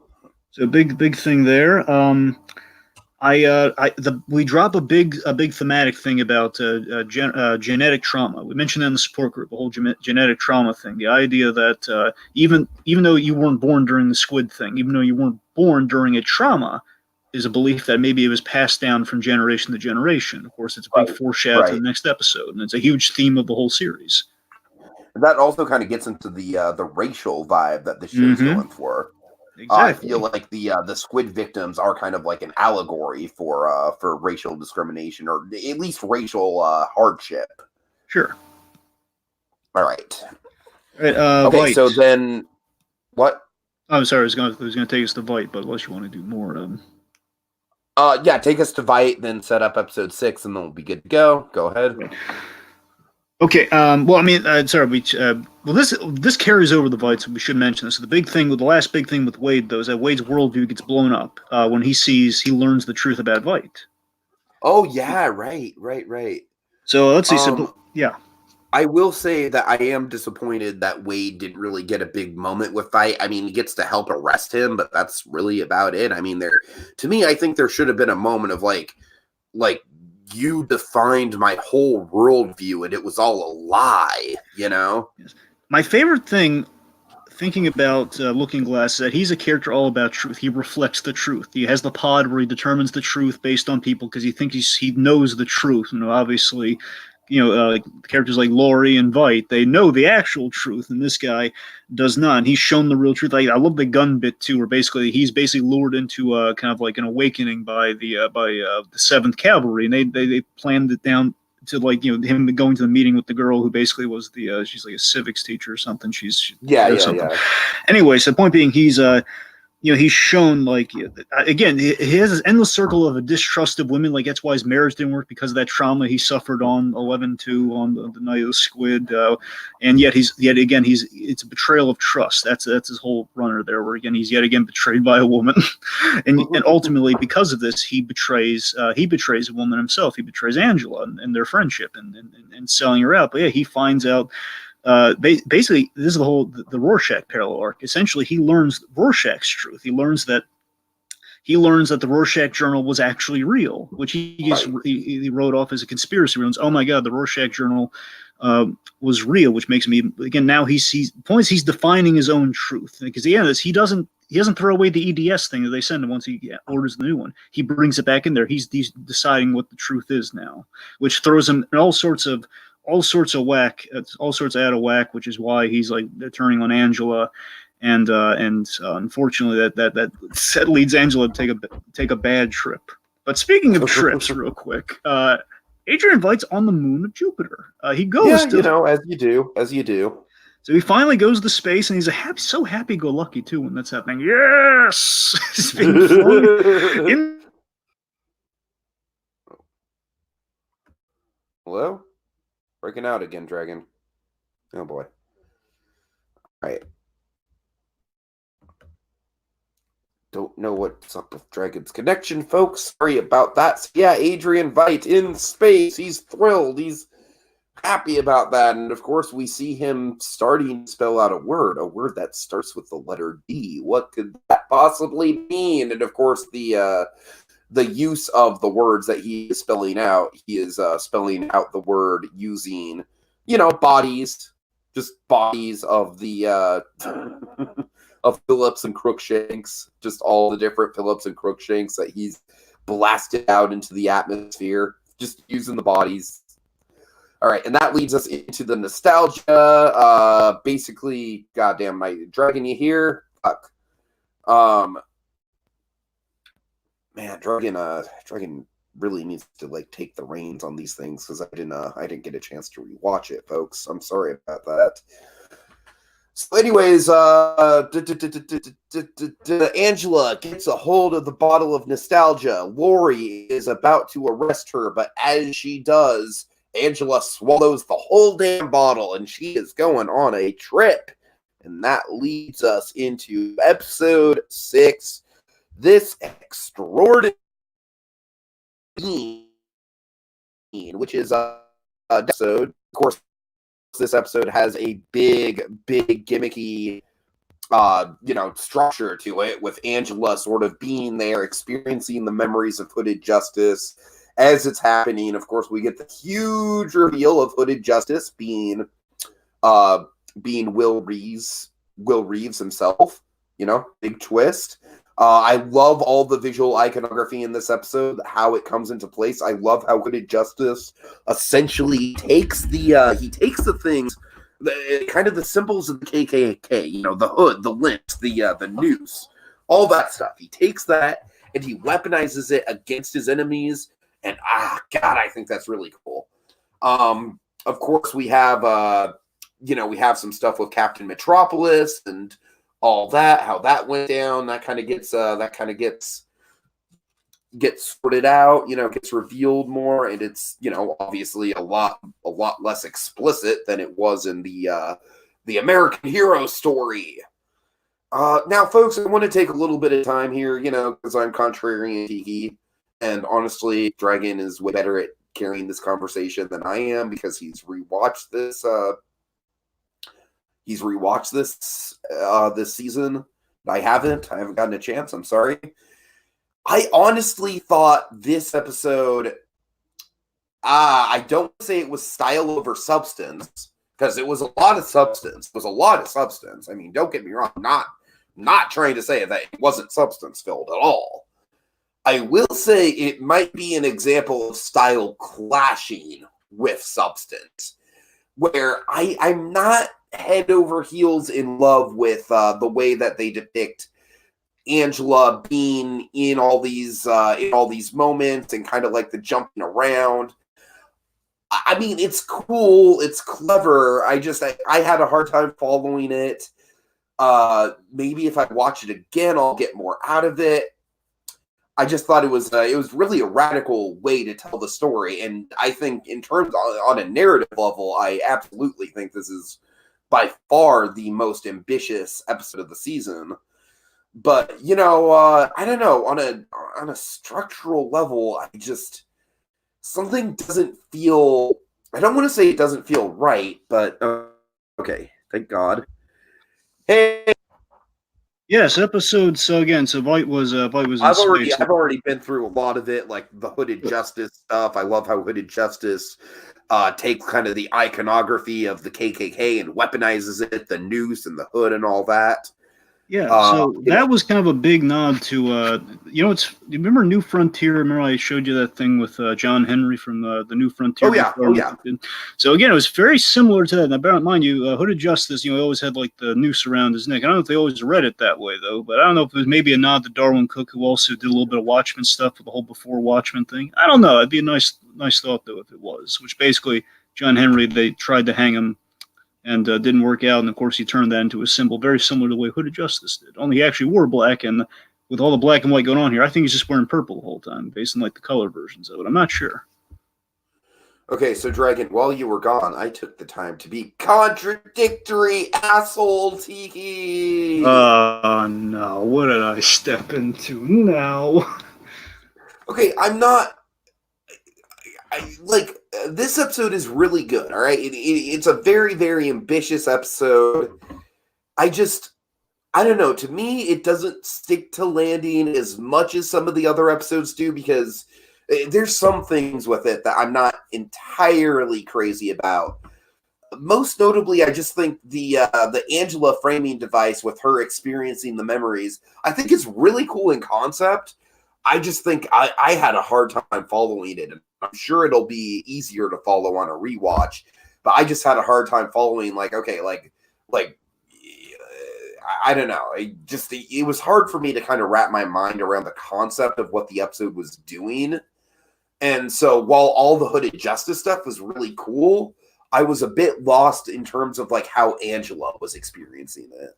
Well, again, she's literally they shifted her out of. So sometimes she was in the memory. They did this really neat thing in the directing where sometimes she was like wearing the police uniform walking into the place, and then we just kind of cut from that to Will Reeves. So she's in Will Reeves' shoes the whole time, Tiki. That's the idea. Right. Like she's in his perspective. She took his. Maybe it's just the fact that the episode jumps around so much. It goes forward, man. It doesn't jump around. It goes forward. No, I know it goes forward. All I'm trying to say is that this is a very ambitious episode, but I think, honestly, Dragon, I'm being dead serious here. I think maybe the fact that it doesn't have Vite in it makes me like not be as crazy about it as some of the others. I still think it's very good. I still think it's very ambitious, and the Hooded Justice stuff is pretty damn clever and a good payoff to the Will Reeves mystery for sure. I don't know. I'm not a huge fan of the framing device on this one. I think it's not necessarily like style over substance because there's obviously a lot of substance, but I will make an argument that it's kind of style clashing with substance. Well, let me get into some of the substance here. So the idea is that Will Reeves, he was like a diversity hire in 1938. Again, basically, he's traumatized. The whole episode seems to be like an exploration of life and trauma. It seems to be the cornerstone of the episode. Again, piggybacking off the episode 5, and honestly, the things have been building up to this point, as you've already kind of gone over here. And he's basically nearly lynched by his fellow cops, and we have this beautiful moment where he dons the mask, and I love it's like classic hero thing. Walks by an alley, someone's calling for help. He puts on a mask, and he helps them out. And they eagerly take it because they don't know he's a black guy underneath the hood. Mm-hmm. Now, my thing with Hooded Justice is that, since the Watchmen movie, and so I did the deep dive, the Watchmen movie, they gave him kind of a thick African accent under the mask. I always assumed Hooded Justice was a black man. Hmm? I always did. So this thing, I kind of did too, honestly. And when the show started, and we saw like the segments of Hooded Justice, you would see the eyes, and they were white. And I was like, okay, that's a change. I guess maybe it was on the book I didn't notice or something. And of course, we have this reveal here, the painted eyes thing, which blew me away. I was like, oh my god, that's like the best idea in the series. That he painted, he painted his eyes basically kind of like exactly what Angela does when she paints, like spray paints her eyes black. Sure. He spray paints his eyes. He paints his eyes white, so people assume he's underneath the mask. And it's an awesome payoff to the American Hero story. They're going like the full Snyder, and that he's just the guy in the mask is beating the crap out of. But basically, he's the LBGT hero of American Hero story. Right. But again, that's only half the story. And it's really fun too on the rewatch is that remember the 7th Cavalry, like Judd Crawford, he's watching American Hero story, and he loves the idea is they love Hooded Justice, and they don't know he's a black guy underneath the mask. It's amazing, and that's the thing. The idea is you wouldn't have superheroes if they knew he was black at that time, which is genius. And it's kind of taking that new frontier idea and just kind of making it even more, going even deeper with it, which is fascinating. And I love the, we have that connect with Sister Night again.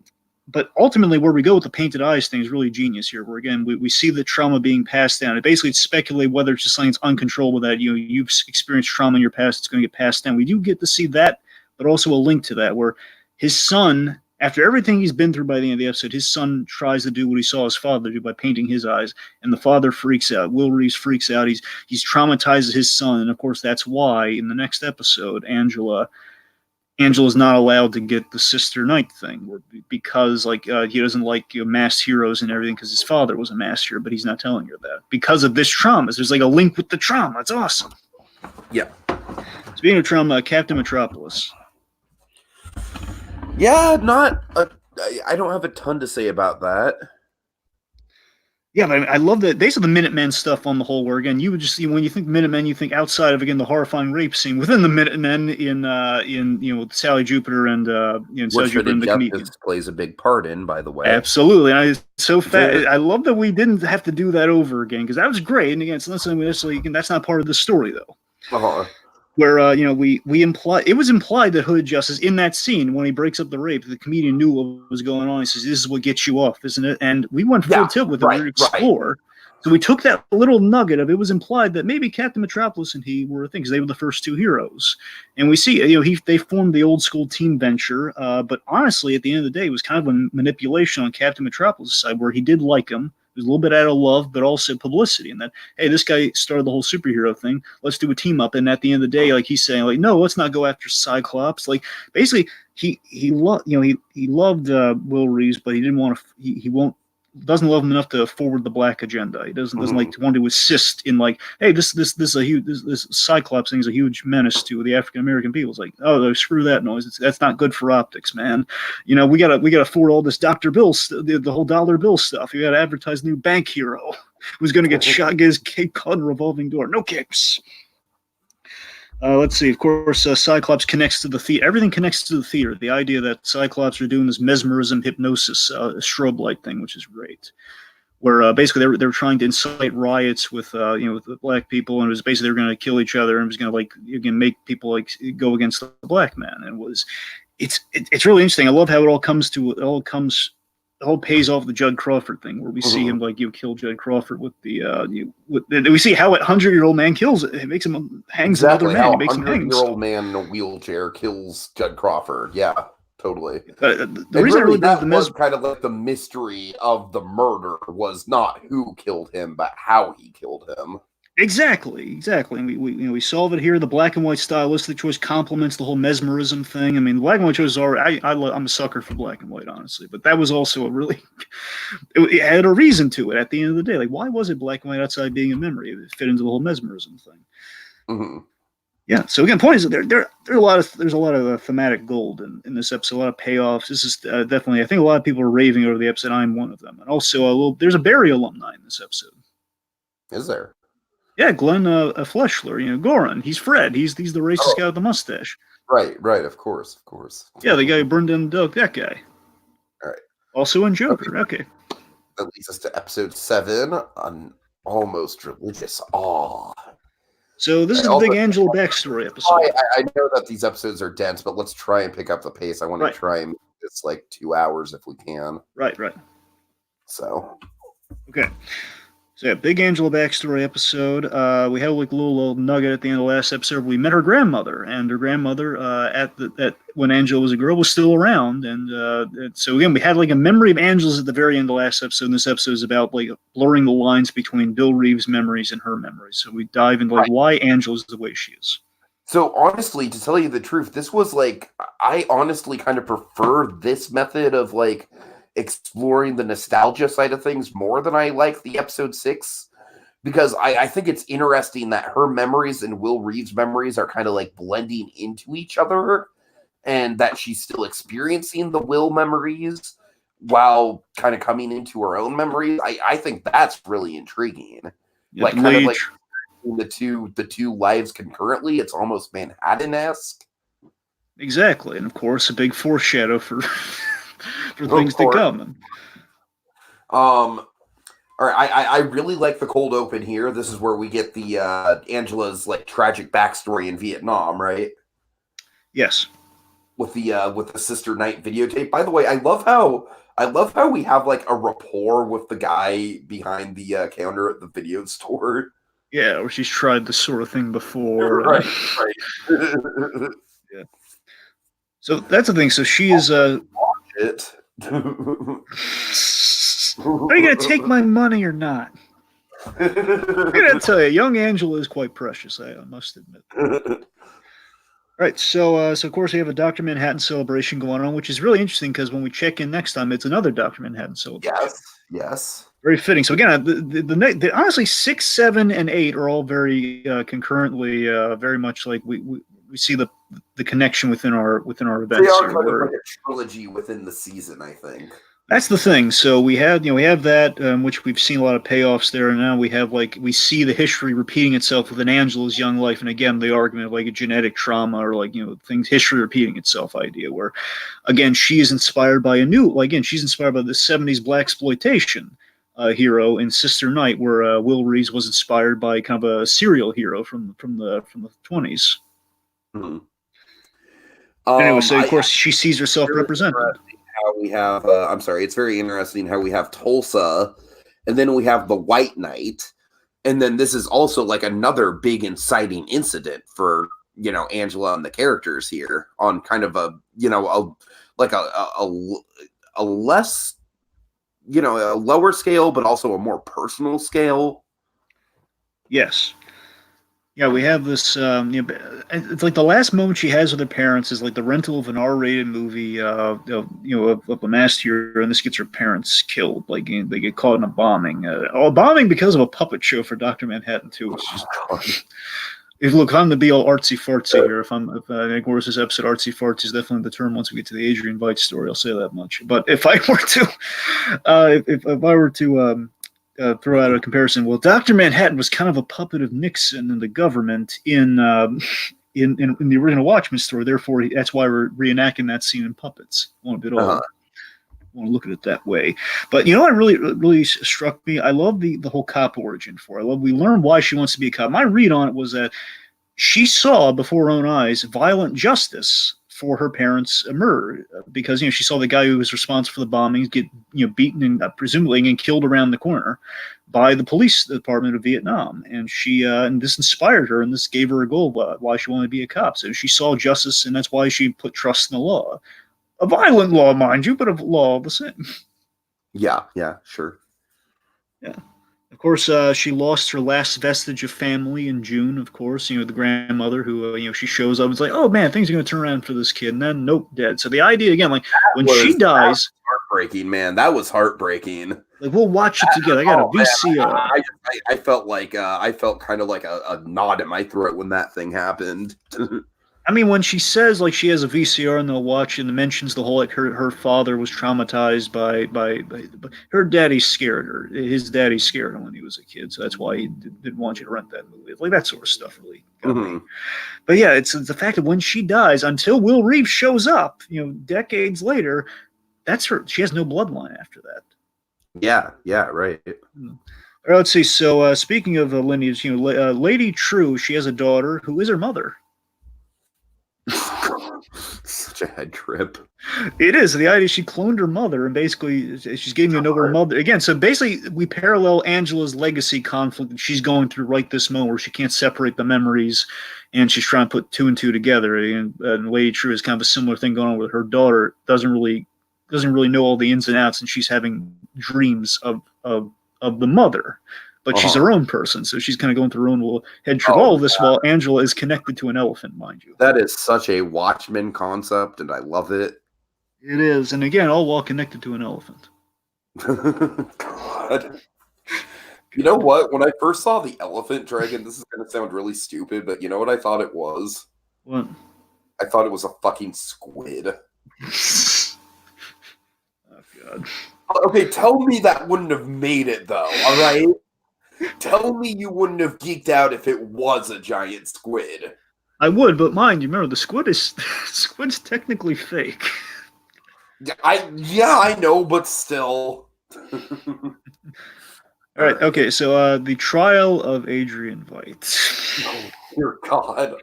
Like I said, Dragon, every episode with Veidt just gets more and more absurd. So on the rewatch, I just being like, "Fuck it, man! I have been through this routine so much. I am done with these people." But according to Lindeloff, the idea is that Veidt had pre-planned. This is a play that he's put on right now. That's the thing. Like he's not actually on trial, but it's essentially like a preordained thing. Because remember, he's there just waiting for an exit. Right. Basically, he imagined he was going to get caught at some point after, because the last episode, 2 episodes ago, he went to space and pulled the full black freighter where he arranged all the bodies. He broke the limbs and everything like the captain did on the black freighter and arranged the message. Save me, D, and we don't see the rest of the word, of course. It's a whole thing there. But the thing is, he pre-planned all this just to kill time until his escape. Okay, it's a trial, and he's calling me a pig, and he feels a little gassy, and just Adrian invites, like, do you have anything to say for yourself, sir? And just like, I don't know whose idea it was to have an extended fart joke in here, but I thought I heard it was Jeremy Irons' idea. Oh God, it was a well-timed fart joke, man. If it wasn't his idea, he was definitely game for it. And he could have said no, man. The whole thing hinged on him. He could have said no, but no. He wasn't. So as great as we could just cap it off, you're probably wondering, well, wait, what? There's spend so much time on the Adrian fart joke. What are they doing? No, there's a big reveal at the end of this episode. So Angela, she leaves Lady True's place. Also revealed Lady True, she's been collecting all these prayers from the Dr. Manhattan booths for her master plan. The idea, she's going to make those prayers come true. That's the idea. So anyway, which is an ingenious thing on the rewatch. Okay, so Angela, she goes home because she now realizes what Lady True is. Lady True knows what's up. She has a master plan, and she needs Dr. Manhattan for it. But if only Angela knew Dr. Manhattan. Oh, wait, she does. So, violently... We're in fucking trouble. Violently, she uses a beats poor lovable Cal with a hammer and claws... Cal this episode is just like he's like the husband trying to get into the hospital to see his wife, and the hospital's like, oh sir, you're not on the records. It's like Cal everything, and then what does he get for it? He gets a fucking just a hand to the skull dragon. And not because we haven't brought them up. So we have not brought them up at all, but just they can mention them in there. I love the relationship with the kids too. The kids are good. Yeah, the kids are solid. The Cal was a good father, so like I admit he and the daughter hosing off the squids that brain. That's like, it's kind of an adorable little bit. All right, anyways, yeah. So Cal, Dr. Manhattan, boom. All right, and that of course leads us right the heck into episode 8. A god walks into a bar, or as some people like to say, a god walks into a bar, which he does. So this to me probably the best episode. You know what? Now that I think about it, like I love the Wade episode, but man, this one, I gotta give it. I mean, to me, this thing conceptually is everything that I wanted episode 6 to be. I love the way that this thing plays with time. It's like a love story told within an hour, and we just see 10 years of it. And it's just told in such a brilliantly non-linear way. Oh, man. I mean, this is just sweeping, man. This is like up levels of romantic to me. It is. And again, in that Dr. Manhattan style, where again, you have like they have multiple timelines going on at once. And it's genius. And I love it. It's all framed with the simple device of he's asking out the most skeptical person he could ever ask to go out on a date. Someone who's been traumatized in part because of Dr. Manhattan. Right. Because again, he's kind of the reason where Vietnamese, they're not crazy about Dr. Manhattan as a celebration because remember he basically won the Vietnam War and made him essentially colonialized them. It wasn't his fault though. He was doing what he was asked. I mean, he didn't want to do it. He started with the iconic shot of him. I love how mask face the whole time, and he picks up the mask. Yes. I love that he's painted blue too. I love just the detail that he's like this. As far as you can tell, he's painted blue. Okay, I want to talk about the hand acting. Yeah, that's what I'm saying. The hand acting, and again, you can see the paint on it. Looks really good. Yeah. We get so much good hand acting in this episode with the blue hands, Dragon. Like the disappearing egg thing, like the whole wave of my hand. It's really good. Again, we do not see this. We don't even see him with the mask on, like straight. We see him from the side. We don't see him straight on wearing the mask. Yeah. So we have to communicate a lot with the hands and everything, and the dialogue. It's really strong. It's an out there episode, and in all the right ways. Of course, he's doing an excellent job. He has the. He does my favorite thing with Dr. Manhattan. My favorite thing from the movie they did. He does like for the whole performance. I love a lighthearted Dr. Manhattan. I love like one of my favorite bits in Watchmen. Like the most. the innocent delivery at in Watchmen was like, I don't think your life is a joke. It's just like so. It's just that little bit, or it's just like that little bit of innocence you get the gleam from Doctor Manhattan. That's this guy's from the very beginning, where it says, "Oh yeah, I'm just worried." Basically, explaining that he is Doctor Manhattan. But again, if I take the mask off, it won't. Basically, if I glow and if I teleport, if I do my powers, it's going to defeat the purpose. I'm just going to make you believe me. Essentially, again, the whole God walks into a bar thing. It's like God can't make you believe. Being the age-old things like how does God control free will? Well, he doesn't. Yeah, that's the gimmick where he can't just make her and just like sell like, hey, look, power almighty. It's like, no, you gotta actually get her to believe, which is really interesting. That makes the relationship true. And so, of course, as we're seeing this dragon, the thing that really sticks with me is it'll last 10 years, we'll have 3 children, and it will end in tragedy. Which is great. I mean, it just, God, it kind of builds just a sense of dread around the end of the episode for sure. Europa. So we should talk about his childhood, speaking of kids. So Phillips and Crookshank, we see, I love the backstory on them, by the way. Yeah. Sorry, it makes a lot of sense for sure. Essentially, we see the ending of Watchmen, essentially, where the scene we didn't see, where he creates life in 90 seconds, which is quite impressive.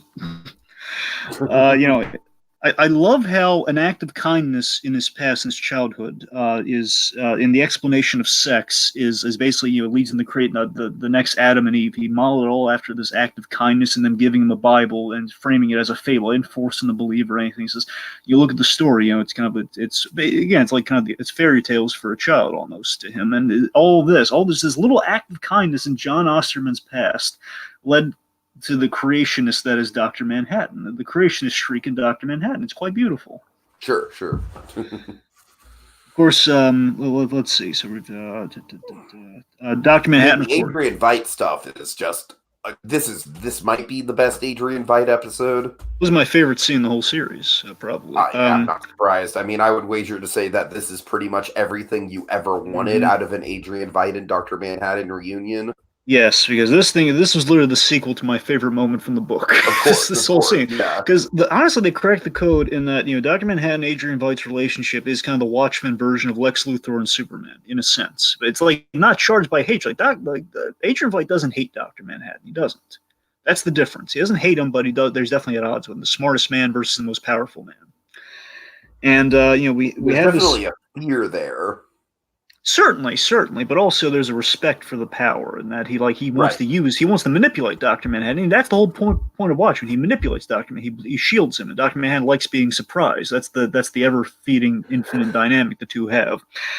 So the idea is like that Adrian Veidt, when he calls in the question, he literally mentions the ending of Watchmen, which I was geeking out so much about, where he says like, remember when I asked you, does anything ever you told me nothing ever ends. You didn't answer my question. Just tell me, will I live to see Utopia? And he says, yes. Yes, but you essentially he tells him yes, and then we go to Europa. So he basically would reveal that he built Utopia on Europa, which is one of the moons of Jupiter. And then boom, in that moment, all of the Adrian Veidt stuff we've been seeing throughout the season just gets put into perfect context with one fell writing swoop. And essentially, he gave in exchange for this. The exchange is he gave him a device to basically tamper his powers, because the really fascinating thing is Dr. Manhattan. He's faced yet again what his problem was in Watchmen, where he's in a relationship and the woman is frustrated by a guy who has all the answers. But this time, what he didn't do with Laura, he takes a proactive step. He says, "Okay, I've been through this before. I'm going to take away my powers." Mm-hmm. What he goes to Adrian Veidt for, and he has his device as a fail-safe. So if anything really dangerous happens, like White Knight, he'll be able to save the love of his life and make sure no one gets killed. His actions will take place. Again, if he's clawed in the head by a hammer by the woman he loves, he'll be okay. Something like that. And in exchange, Adrian Veidt, as you do in your lover quarrels. Now, here's my favorite part. In exchange, Adrian Veidt is sent to Europa, which, of course, Adrian Veidt, the idea is that he filled his purpose. He saved the world from Armageddon. He drops a few squid rings now and again. He has like a device on automatic that'll do that. But But essentially, Adrian Veidt, he's achieved his purpose, but no one's ever going to know what he did. And the egocentric narcissist in him is so endlessly frustrated by that. That's the thing that drives him nuts. But he is given essentially heaven. He's given he's given the ultimate heaven. He's given the ultimate ego trip, as it were, for Adrian Veidt. But then he basically has the age-old story of heaven wasn't even enough for Adrian Veidt. And I love this reason, Dick. It's because he was, at the end, he is what he always was. He's Alexander the Great. He's the king of, it's the Ozymandias story. It's the fact that he explored the world. He got everything he ever wanted. He reached the end of it. And that, okay, you're literally on a heaven, a newly created heaven on another planet, on another world, people living to serve you and gratify you and serve you. And you weren't satisfied with it. Essentially, he wept it like, there's no more land to conquer. There's nothing for me to do. He got bored with it just like Dr. Manhattan did. That's a beautiful story for the two of them. I love it. Oh yeah. So chicken and the egg. Oh God, I don't even. Oh, it's such a rich concept, Dragon. So this is trippy. Okay, so the idea Dr. Manhattan simultaneously has a conversation with Will Reeves and Angela in the present, with like the 7th Cavalry waiting to attack, and she wants Angela. Okay, Dragon, I will say this is the most Lost moment in the series, because Lost played around a lot with time travel, and this moment really reminded me of Lost. Oh yeah, and the fact that now Judd Crawford, the reason Judd Crawford dies is because of Angela now, because now Will Reeves knows. Right. It's so tricky. That's so great. That's so great. So of course we set up the egg thing too. That of course, if something is infused with Dr. Manhattan's powers and is ingested, you might become the next. You might become the next Dr. Manhattan. You might gain his powers. So the egg is key in all of this, folks. It's yellow for a reason. All right. So at the end of things, Dr. Manhattan, we see him in action, blowing people up, because you need a little bit of that with Dr. Manhattan. He blows people up. And ambiguously gives them cancer. He doesn't really give them cancer, but it's a whole plot. That doesn't matter. Okay, so anyway, so Angela, of course, she was won over in the past because of what he said, and that all relationships end in tragedy. That's what sold her on the date. That's what sold her, which is nice. And of course, I love how in the post-credits scene we perfectly connect, Adrian Veidt to Dr. Manhattan story. We've linked the two of them. It's quite brilliant. Okay, that brings us to the finale.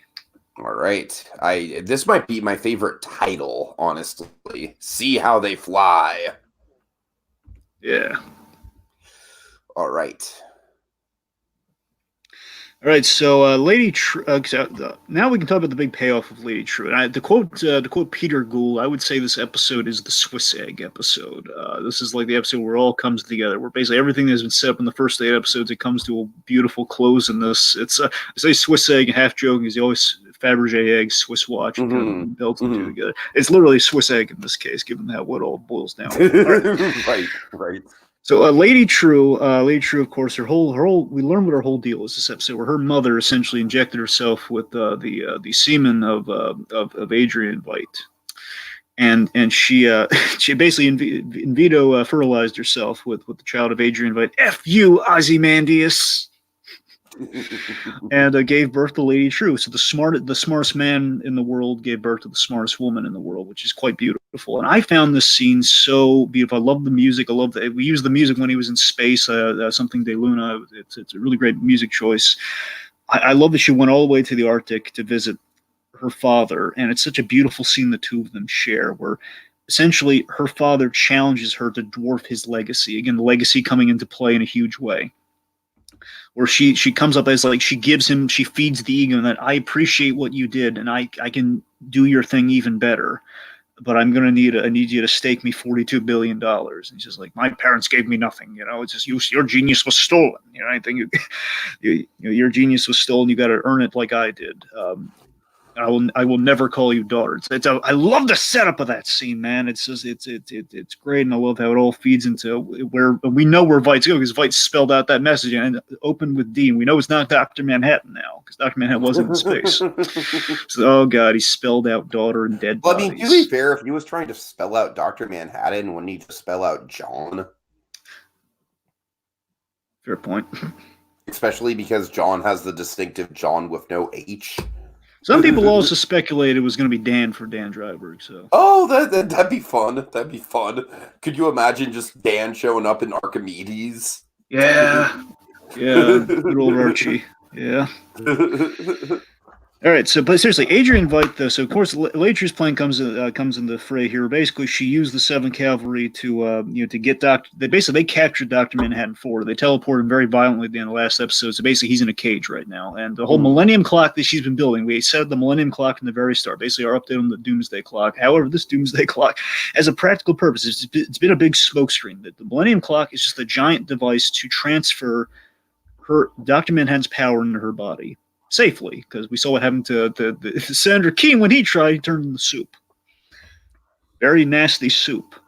But yeah, so the idea is she's going to take his power and she's going to ensure peace. She's going to do all the things that Dr. Manhattan did not do. She's going to probably get rid of the nuclear arms, do all that stuff. But she shares the narcissism of her father, as her father calls, like, oh God, she's a narcissist like me, so she's going to have everybody prostate us to her tiny blue feet. It's not going to go well.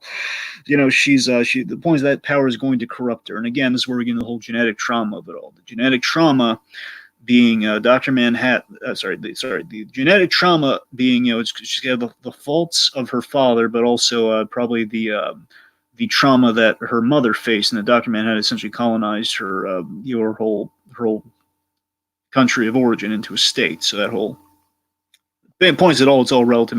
That's going to overpower anything she wants to help people with. All right.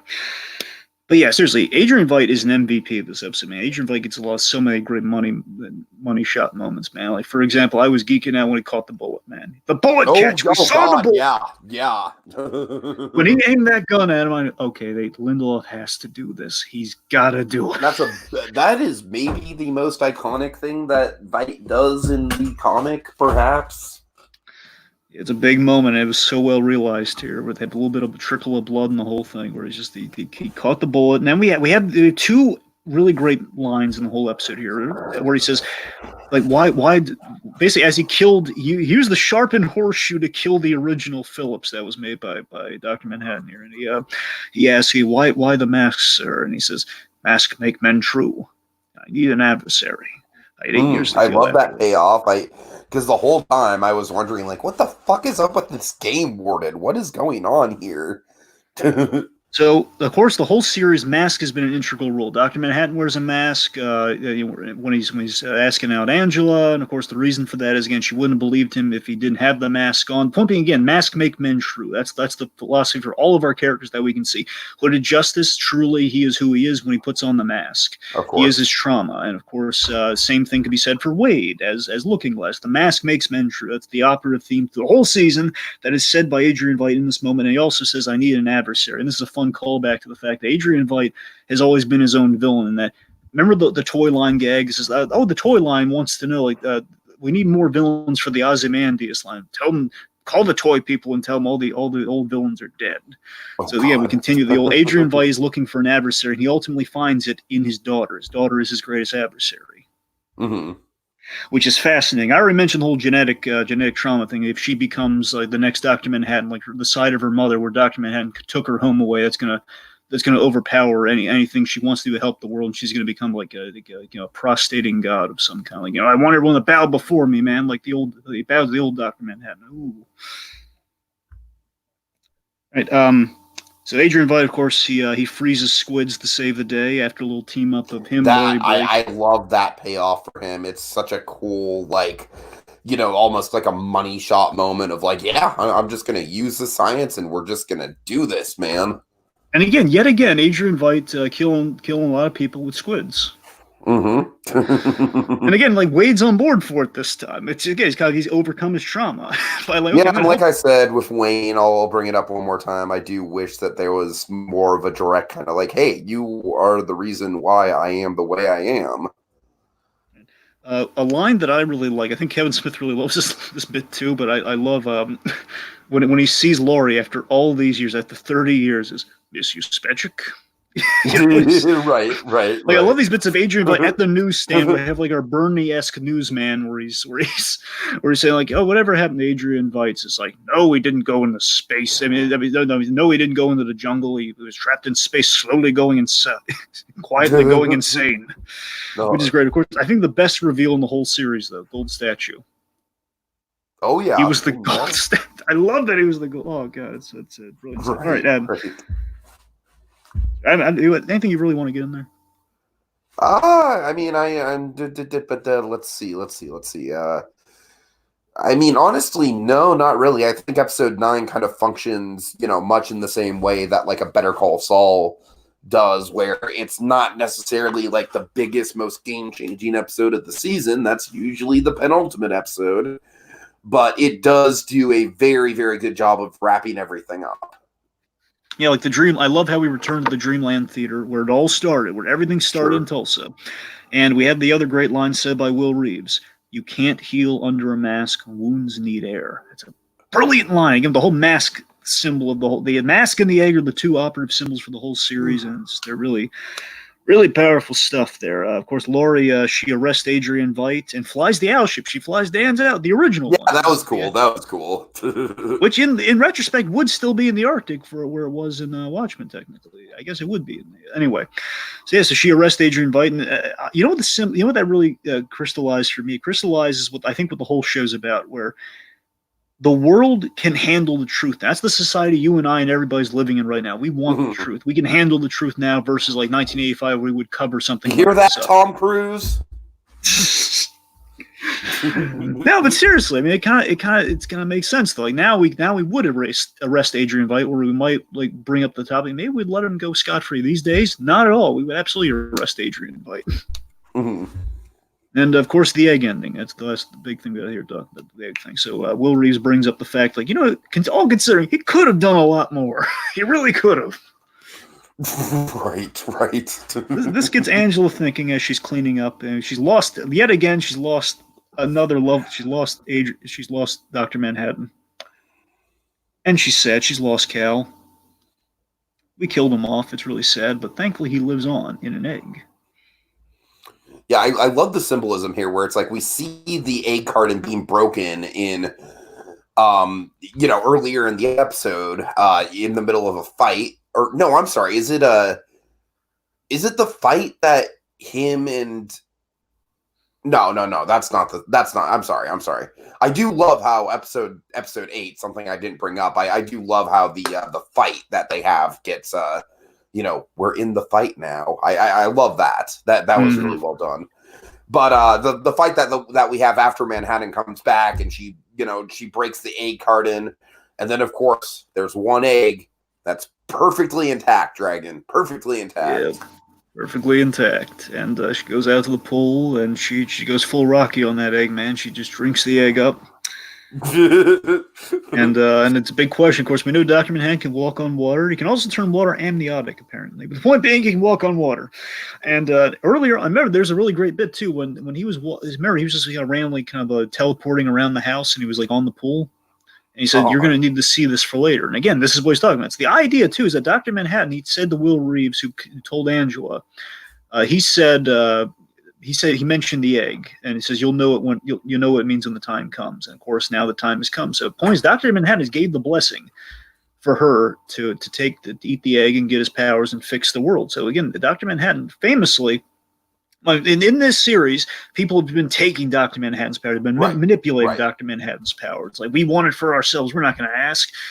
That's the funny thing. If you think about it, Dr. Manhattan's really never quite said no. You could. That's the kind of the age-old point people have made. Where exactly. Dr. Manhattan could have done more, but then again, no one's ever asked him, "Hey, can you make the nuclear weapons disappear?" Where no, it's like they said, "No, we want you to be the deterrent. Don't get rid of the deterrents."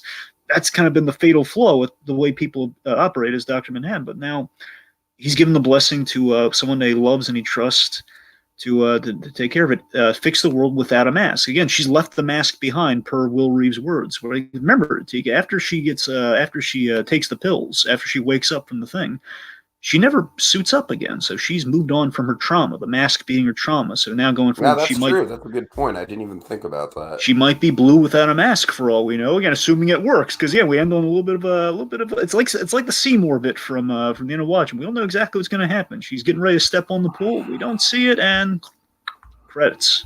Okay, I will say, it is like the Seymour bit, but I mean, you would be lying to yourself if Lindelof did not take inspiration from Inception here. Yeah, and he does mention Inception, though. He obviously Seymour, there's going to be some Seymour influence in a Watchmen story, but absolutely Inception. I mean, it's Inception just because it's like, oh God, don't cut to black, don't cut Cut to black. Don't cut to black. Damn it, you cut to black.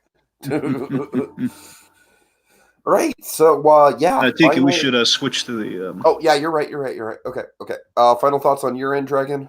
Oops. Final thoughts on my end. This show was for me the best series of 2019. Bear in mind, Better Call Saul was absent 2019.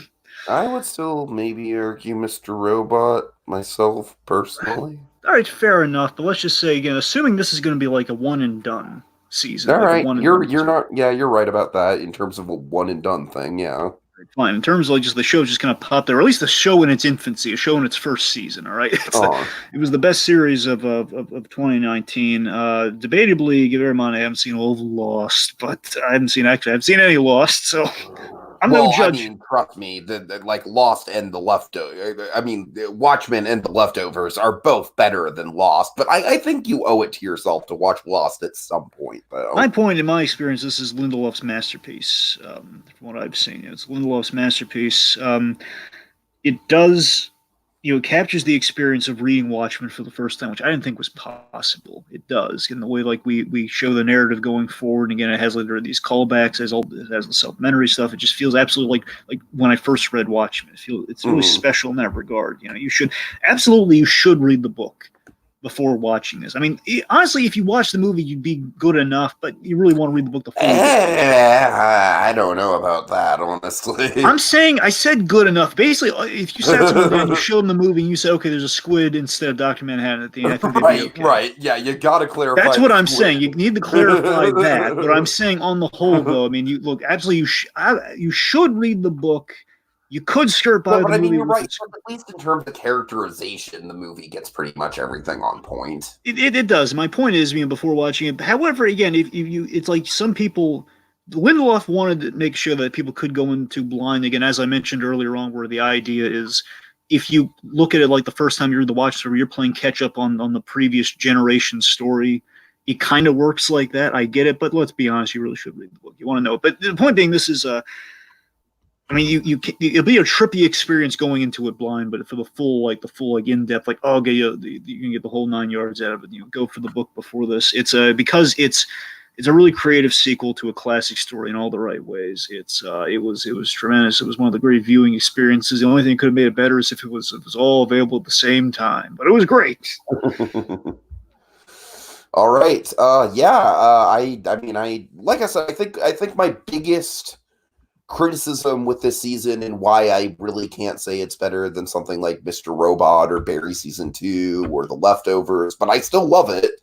But my biggest criticism with it is just the fact that some of the characters do get kind of like, pushed to the side towards the end. I mean, even Lori to a certain extent does.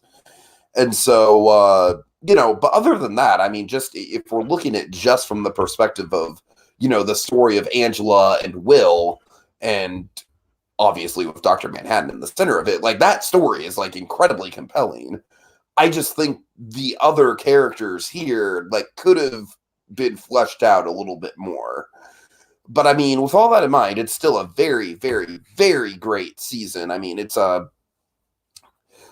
better Watchmen show than I ever thought was possible, especially because when Watchmen was announced, we all were wondering, like, well, what are they going to do? Are they going to just like do the graphic novel in the form of a season of television, or what? And honestly, Dragon, when I found out it was a sequel, I got very nervous because, of course, historically, Watchmen sequels not great. And this just blows everything out of the water in terms of a continuation of Watchmen. I mean, this is like, to me, the definitive continuation of Watchmen. For that, I think Lindelof has a lot to be proud of, and I am stoked to see where Lindelof goes next. I really, really am looking for... what would be awesome is if Lindelof and Hughes collaborated again. Hughes has been doing a new show recently. Has he? He's been up to something. Anyway. All right, so I guess that's about it. Dragon, do you want to take us out with a good old Vite quote? Yes. Nothing ever ends, John. It's just beginning.